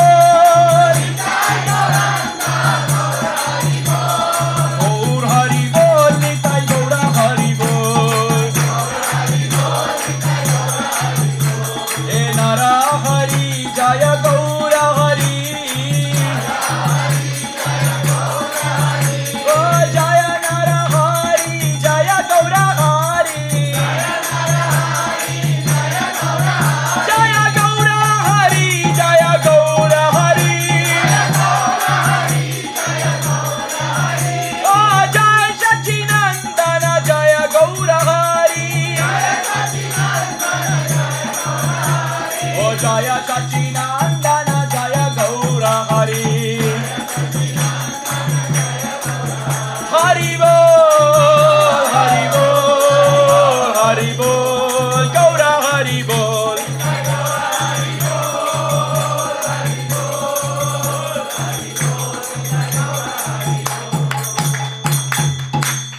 Narahari Gaura Hari ki. This is why when you see Chaitanya Mahaprabhu, who came in this world, Krishna tasting the love of Radha, should be more interested in reading the Rasa Panchadhyay. But it's interesting, Chaitanya Mahaprabhu, when he would read the Bhagavatam with Gadadhar Pandit, he would say, please pick the 7th canto and read the life of Prahlad. Everyone knows this? Yes. Chaitanya Mahaprabhu would hear the pastimes of Prahlad, and Gadadhar Pandit would chant the whole pastime of Prahlad in 2 months, every day. And after finishing, Gauranga Mahaprabhu said, again. And he heard the pastime of Prahlad Maharaj 108 times. This also proves he's Narasimha. Otherwise, why will he have love for Prahlad out of all the other incarnations? Therefore, as we wrap up, we want to hear one very beautiful verse, which also proves that Gauranga Mahaprabhu is actually Narasimha. Rupa Goswami in his Chaitanya Ashtakam. Where? Who? So Rupa Goswami in Chaitanya Ashtakam, verse number 3, has composed a very beautiful verse where he describes the relation Mahaprabhu had with Maharaj Prataparudra. Has everyone heard of Maharaj Prataparudra? Yes. Maharaj Prataparudra was the king of Jagannath Puri. And the king of Jagannath Puri is always called Gajapati. What is he called? Gajapati. Gajapati means that Pati, that king who owns a lot of elephants. Because the king of Jagannath Puri has a lot of elephants. But there's a play of word. The king of Jagannath Puri is called Gajapati because he owns a lot of elephants. But the word Gajapati also means king among elephants. Yes? And it is described by Rupa Goswami. The last verse for today as we wrap up, proving that Gauranga is Narasimha. Please chant. Swarupam Vibrano Jagadatulam Advaita Daita Prapanna Shrivaso Janita Paramananda Garima Hari Dinodhari Gajapati Kripot Sekatarala Sa Chaitanya Kimme Punar apidrusho Yasyati Padam. Rupa Goswami says, who is Gauranga? Swarupam Viprano, he whose form is Jagad Atulam. What does Atula mean? Unparalleled. Yes, incomparable. Jagad Atulam. His form, his Swarup is incomparable in this world to anyone.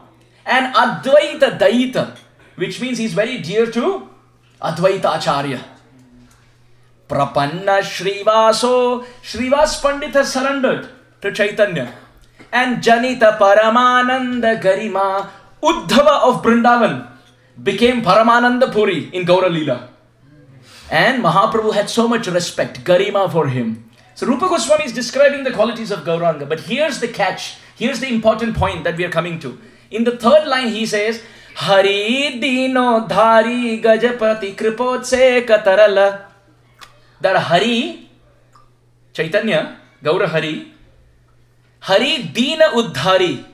He is the uplifter of the fallen. And Gajapati, Maharaj Prataparudra, who considered himself to be very fallen, Kripa Utseka Tarala. Mahaprabhu embraced him and was very dear to give him mercy. Everyone understands? But here's the very beautiful twist. The word Hari also means a lion. So one meaning, Hari is Gauranga and Gajapati is Maharaj Prataparudra, because he's the king of the elephants in Puri. But second meaning, Hari means a lion and Gajapati means king of elephants. What is the relation between elephant and the king? Elephant and the lion? The lion wants to eat up the elephant. But here our elephant called Gaura is so eager to give his mercy to the king of elephants. Understand? No? Should I repeat? Yes. Okay. Hari Dino Dhari Gajapati Kripa Utsai Katarala. One meaning, Hari means Gaura Hari, Mahaprabhu. He is very eager to give mercy to whom? Gajapati. Gajapati is Maharaj Prataparudra. Gajapati means he who owns a lot of elephants. So Mahaprabhu is very eager to give him his mercy and embrace him. Mahaprabhu is running to embrace the king, Maharaj Prataparudra. But now there's a hidden meaning. The word Hari also means a lion. And Gajapati also means an elephant. Is there ever a situation where an elephant, where a lion in this world goes to embrace an elephant? No. But our lion is very eager to go and embrace the king of elephants. No? Mahaprabhu is Hari, is very eager to go and embrace Gajapati, who's Maharaj Prataparudra, who's also the king of elephants. So Rupa Goswami says, Sa Chaitanya, that Chaitanya Mahaprabhu, Kim me punarapi drushor yasyati padam. When will he come on the pathway of my eyes? So Rupa Goswami says, Gaura is actually Hari, which means a lion. So when we say Narasimha is Nara Hari, Nara means man, Hari means lion. He who comes as half man, half lion. So name is also half man, half lion. Nara Hari. And when he comes as a golden lion, Hari is lion and Gaura is golden. Therefore, Gaura Hari means a golden lion. So we started our discussion with the golden lion, Narasimha, who developed one desire, became Ram, developed two desires, became Krishna, developed three desires, and we spent 2 sessions about those desires. And to fulfill that became Gaura. And when he fulfilled that, he became a golden lion and became Narasimha back again. So in this way, the point to be noted is, Narasimha can protect you. Narasimha Dev can protect us.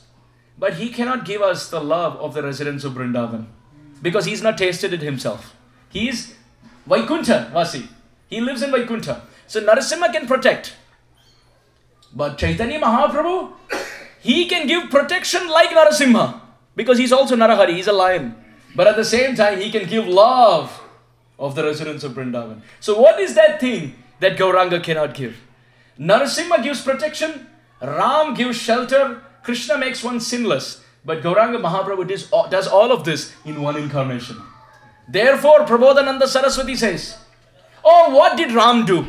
He came, he uplifted Ayodhya and went back. But unfortunately, I was not in Ayodhya. What did Krishna do? He came, uplifted Dwarka and he went back. Unfortunately, I was not in Dwarka. My obeisances to Ram, my obeisances to Krishna. But I am loyal to the person who came for me. That is Chaitanya. Jagannath Das Babaji Maharaj says, you should worship the king in whose kingdom you live. All kings are great, but you should worship the king in whose kingdom you live. If you live in a kingdom called Treta Yuga, worship the king called Ram. If you live in a kingdom called Dwapar Yuga, worship the king called Krishna. But if you live in a kingdom called Kali Yuga, then the king of your kingdom is Sachinandan Gaura Hari Ki. And we should not think we are belittling other incarnations. By worshipping Gauranga, all incarnations are worshipped to the fullest. Therefore, when we go to our temple and we see Chaitanya Mahaprabhu with his brother Nityananda Prabhu, oh, all of this Harikatha that we've been hearing for 3 sessions should flash in front of our eyes as we take darshan with tears. You see, before we were just going through the motions of looking at the deity, offering obeisances and leave. As if we are going there so that he can take our darshan. We are going there to see him. We are going there to see him, see us. That is why we are going there. But we go there. Oh, Pujari has done very good dressing. Today very good. Last time this was not proper. We go there as the head Pujari ourselves, self-proclaimed. So when we hear all this Harikatha, when we are chanting Japa from tomorrow, we should remember all this. And call out to Chaitanya Mahaprabhu when we chant. How? When you say Hare. Hare. Who is that Hare? That is Hari. Who is that Hari? Gaur Hari. Yes? When you say Krishna. Krishna. Who is that Krishna? Krishna Chaitanya. And who is Ram? Oh no. Why the word Ram has 2 syllables? Please repeat. Ra. And Ma. But what are these 2 syllables? Rakara Shrimati Radha. Makara Madhusudano.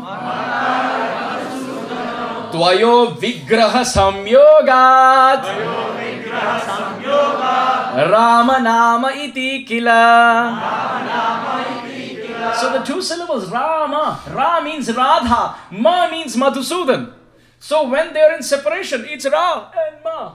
But when they come together in one form, it is Rama. And when Radha and Krishna come in one form, that is Gaur. So Ram is also another name for Gaura. So when you chant your japa, Hare is Gaura Hare. Krishna is Krishna Chaitanya. And Ram is the Milita Tanu, Radha Krishna combined form as Chaitanya. So basically you're chanting Hare Krishna Mahamantra, but in your mind, you're actually calling out Gaura, Gaura, Gaura, Gaura, Gaura, Gaura, Gaura, Gaura, Gaura, Gaura, Gaura, Gaura, Gaura, Gaura, Gaura, Gaura. In this way, you're chanting Hare Krishna Mahamantra, but because you're calling out Gauranga's name, in your conception, your chanting becomes offenseless. Because Gauranga doesn't take offense. This is why we are stuck in Namaparad for lifetimes, because we don't know how to chant. But now when we take our beads, we remember all this Harikatha. We sit there like a statue, and we are chanting and calling out. And when Gauranga Mahaprabhu is called, he will come and give prema, then taste for chanting will increase. In this way, please, all of this discussion that we had should not be forgotten in the air. It should be caught and preserved in our heart. If you put a straw of grass through the side of a skull, what happens? Comes out from the other side. That is the definition of a fool. What goes in comes out. But a living person, what goes in should go in the heart and locked. Now all our life, we should meditate on all this Harikatha. Because this is the remnants from the plate of our acharyas. And we should chew this in our heart. As we are chanting japa, as we are doing kirtan, as we take darshan of Chaitanya, as we read Chaitanya Charitamrita, our heart should flood with all these emotions. And as we pray, very feelingly and call out to Gauranga, Gauranga will come and give love. This is why Nityananda Prabhu, this is the final sixer of our class. Nityananda Prabhu was instructed by Chaitanya Mahaprabhu, go and tell everyone about Krishna. Go and tell everyone about? He said, go and tell, Prabhu Ragyaye bhai mage ei bhiksha, bolo Krishna, bhajo Krishna, koro Krishna siksha. Go and tell everyone about Krishna. Nityananda Prabhu heard. Then he thought, Krishna nama kori aparadera vichar? Krishna nam considers offenses to which we have no defenses. So if I go and tell everyone about Krishna, oh, what are they going to gain? But I have to tell them a trick. Something by which they will get Krishna faster. So Nitai didn't go and tell them about Krishna. He went and chanted, Bhaja Gauranga, Kaha Gauranga, Bhaja Gauranga, Laha Gaurange Namare,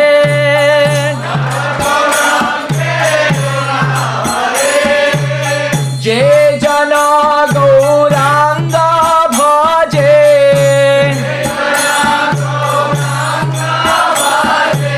Sehai Amar Pranare,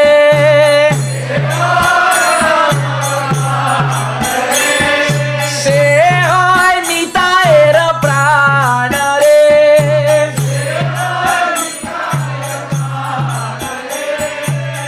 Nityananda Prabhu went, Bhaja Gauranga, Kaha Gauranga, Laha Gauranga. Oh, everyone just worship Chaitanya. And if you do that, you will become very dear to me. And if you become dear to me, Chaitanya cannot refuse. It's a backdoor entry. You chant the name of Chaitanya, you become dear to me. When you become dear to me, I will recommend. When I recommend, he will embrace you. Gauranga Mahaprabhu is very choosy in whom he gives.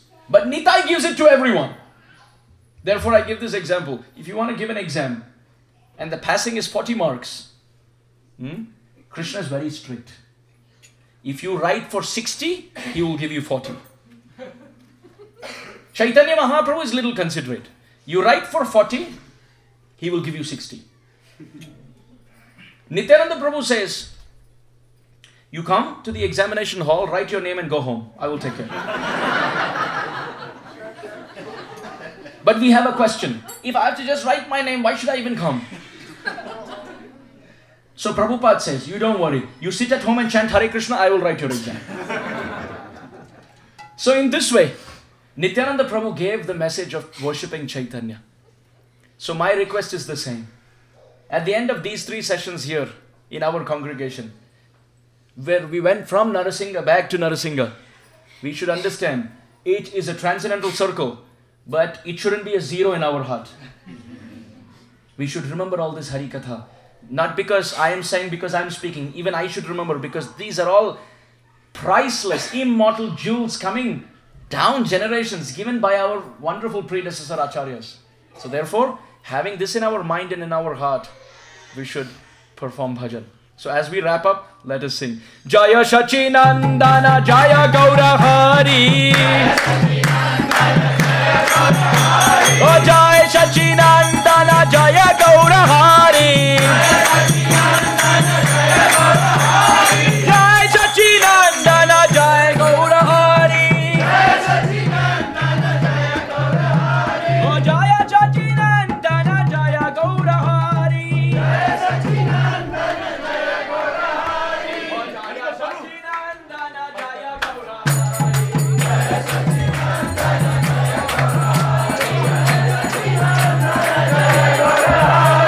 Jaya Shachinandana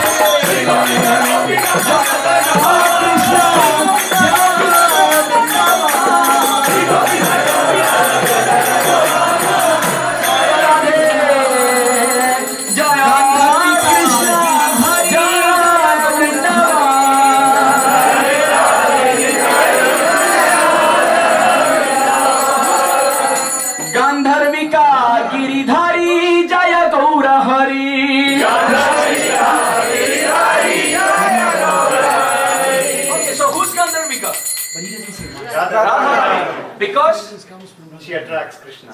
Krishna says in the Gita, oh, Punyo Gandha Pratibhyamcha, I am the fragrance of Mother Earth. But he doesn't say why. That fragrance comes from Radha. So she who is the origin of all Gandha, fragrance, is Gandharvika. And who is Krishna? Gandharvika. But when they come together,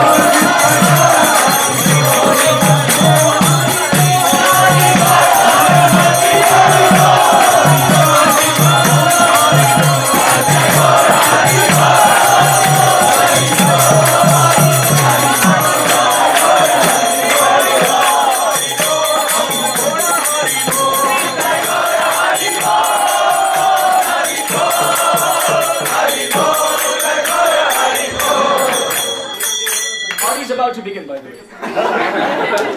We'll go around doing kirtan. Yeah. I have no geography of the house. How does it come out? Where's the owner of the house? Go and then we take a circle and come back. Right? Who's gonna lead me?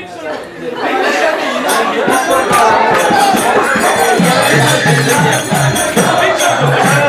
Why is this house having a big circle? So that we have a big circle. Jaya Sachinanda.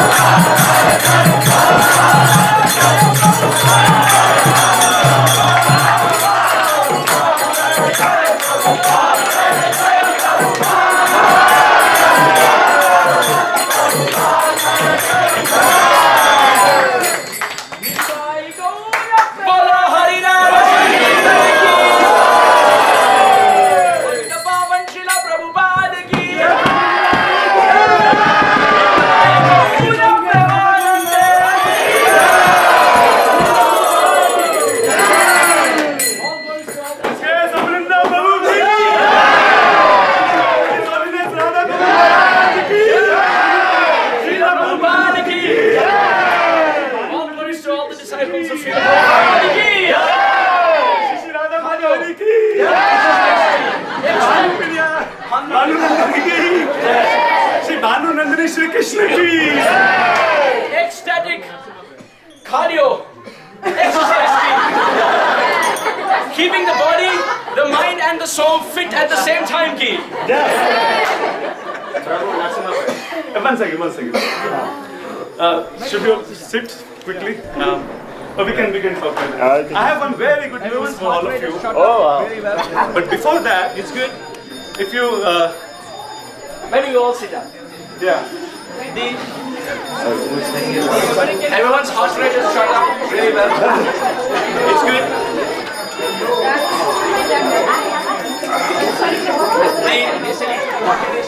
The American Heart Association says that you should have 10,000 steps every day. So that's good cardio exercise. They say you should walk at a speed 30 minutes every day, please. A speed that you can hold a conversation. That's happening. We're like amazing Harinam.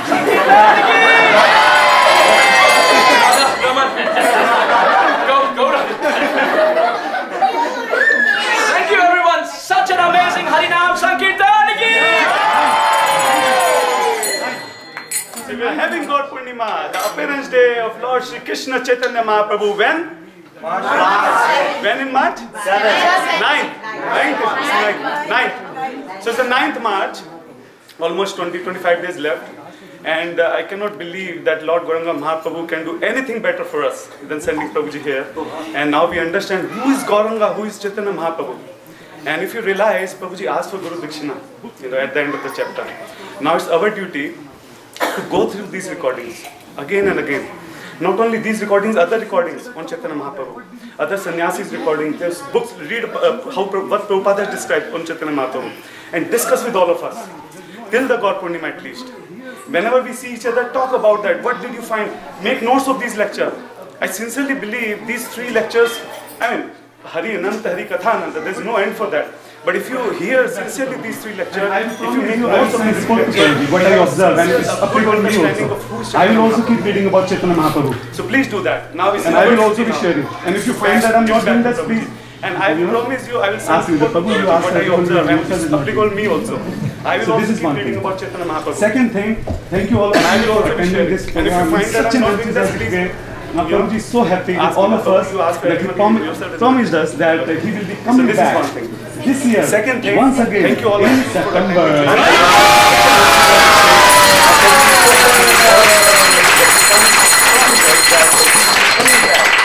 This year. It's never ending thing. Prabhuji gave reciprocate back, listening goes back, hearing about it, and now Prabhuji will reciprocate back in September, and again he will be reciprocating them, then he will be reciprocating. This will continue forever. Our responsibility to reciprocate back. Reciprocate back in September, and then he will be reciprocating. And once again, thank you for this will continue forever. And Prabhuji, so many devotees have come. It's not easy to arrange these programs. You have to make so many arrangements. And once again, thank you for Rupa Mathaji and almost a day. Organizing such a wonderful event, so many devotees have come. It's not easy to arrange your home programs. You have to make so many arrangements. It's so tiring. Whoever, do this seva for almost a day and 15-18 hours a day. They work very hard, prasad and everything. Thank you so much for all of you who made a prasad for all the devotees. On the lunch table. Thank you very much. And offering my heart. We really want to offer our respect and gratitude to Mathaji leading us like this. In so many of my I was seeing today on the lunch table that I was offering my heart to Mathaji, saying that here I have not seen a temple president like her. Forget about approach. In so many of my travels, it's sometimes they're so busy that it almost becomes impossible to approach them. But here, got that from her father.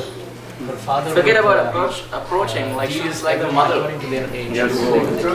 She is so soft and so wonderful and so kind. And Mathaji said she got that from her father. Her father would deal with everyone according to their age. He would play with the kids, he would talk to the older ones like a son, the father talking to a son, and then he would talk to everyone according to the level of maturity they come from. So as the saying goes, the fruit doesn't fall very far away from the tree. And we are very, very happy that Mathaji is setting such a beautiful example that before we become a president, we should have the art of interact. Thank you so much, Mathaji, being the backbone and leading all of us. So she is so heart-wrenchingly affectionate, sitting at the back in the corner. But what happens is that the president maybe sometimes somebody's mother. that role and remains tough. Thank you so much, Mathaji, being the backbone and leading all of us. She's taking that role only when she has to, and many times she's the mother.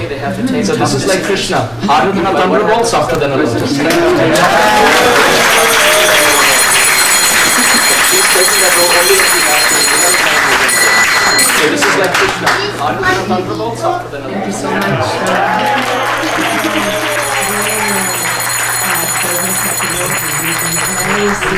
We're not in charge here.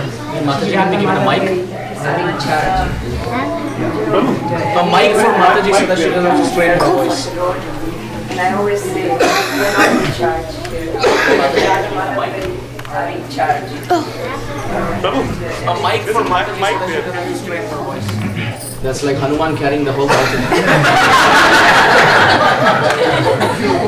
As my husband says, I think it's okay for That's like Hanuman carrying the whole mountain.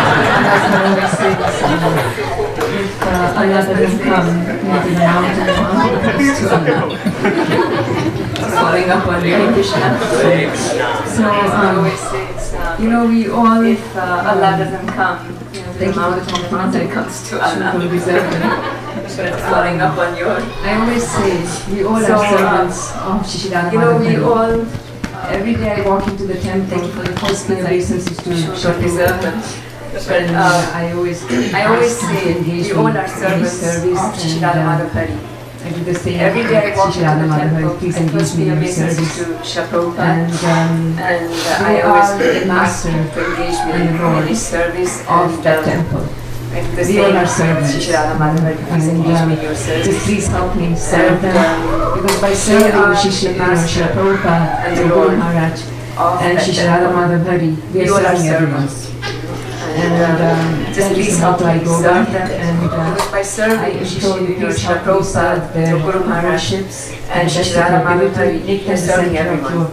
And that is the motto I go by, and I implore you, please help me serve their worships to the best of your ability, make them the center of your words, and help each other, and imbibe all what you've learned in the last 3 lectures in your life. And I read notes by Govinda Prabhu, make notes, very simple instructions have been given to us in the 3 days. We are a very, very young congregation, we are taking baby steps. I just hope Prabhu comes back soon to keep this spiritual journey.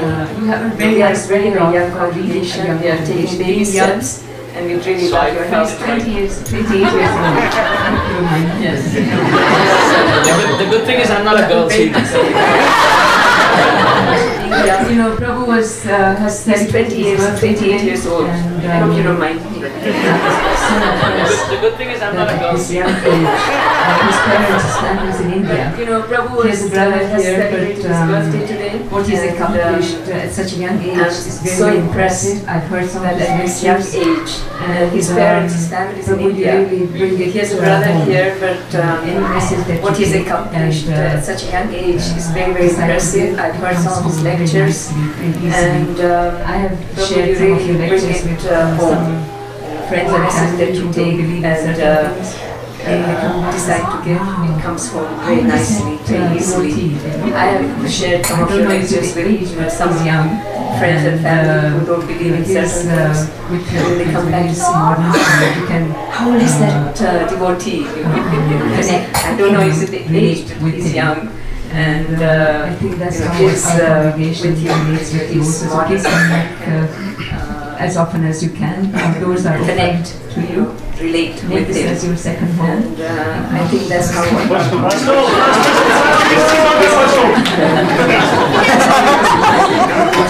you know, we'll give you independence, privacy, help our cactus feet. help our cactus feet. Independence, privacy, and thank you so much. I'd like to thank Mathaji for hosting and saving this program. and Ishwara Gaura Lila for taking care of her. Thank you all so much. Thank you so much.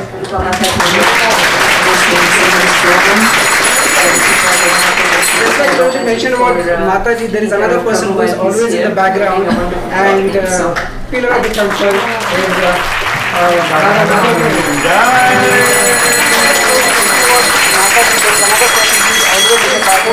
both of them holding the temple, pillar of the temple. We cannot just describe in the words. So humble and always in the background, and just leading this congregation by the own examples. So very amazing, wonderful, and we are very fortunate to have you. We cannot just describe in the words. So humble and always in the background. Very happy because of the day, and also he's very amazing, wonderful, and we are he's sharing a lot of our burden also in this day. Thank you all. Thank you for coming today and also to success. He's our VP musician. Tomorrow evening in the temple. He's sharing a lot of This our weekend, burden. last opportunity here to be. Tomorrow evening in the temple and tomorrow morning between 9 and 10, if you want to take darshan of Sri Bhanunandani. Tomorrow evening in the temple. At your home. This weekend last match. I'll send it to and tomorrow morning between 9 and 10.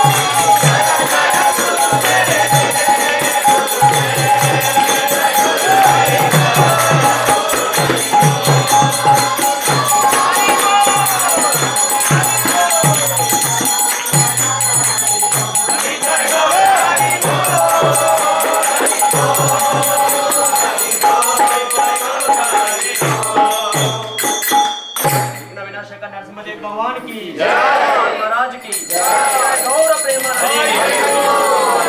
Prabhuji is agreed to lead the Gaura Aarti tomorrow evening before the class, so please be on time. Gaura Aarti 5 o'clock, Prabhuji will be leading. Mahaprasade Govinde, Mahaprasade Govinde, Navadhamni Vaishnave, Navadhamni Vaishnave, Sarvapunyavatam Raja, Sarvapunyavatam Raja, Naiva Jayate, Naiva Jayate, Sharirat Vijaja, Sharirat Vijaja, Adindriya Jayaka, Adindriya Jayaka, Tele Visesagre, Tele Visesagre, Madhya Jivati, Dono Maya Sudamati, Rake Jita Katina Samsare, Rake Jita Katina Samsare, Barade Hamai, Hare Jivajai, Sadhana Dilobai, Amrita Pao, Shri Radha Krishna Gunaga, Koshi Chaitanya Nitai, Mai Janitai, Shri Krishna Chaitanya, Oh Nityananda, Advaita Gadadhara, Shri Vashadi Gaur Bhaktavinda, Hare Krishna, Hare Krishna, Hare Krishna, Krishna Krishna, Hare Hare, Krishna Krishna, Hare Hare, Hare Rama, Hare Rama, Hare Rama, Hare Rama, Rama Rama, Hare Hare, Rama Rama, Hare Hare, Shri Bhagavad Prasadam ki jai.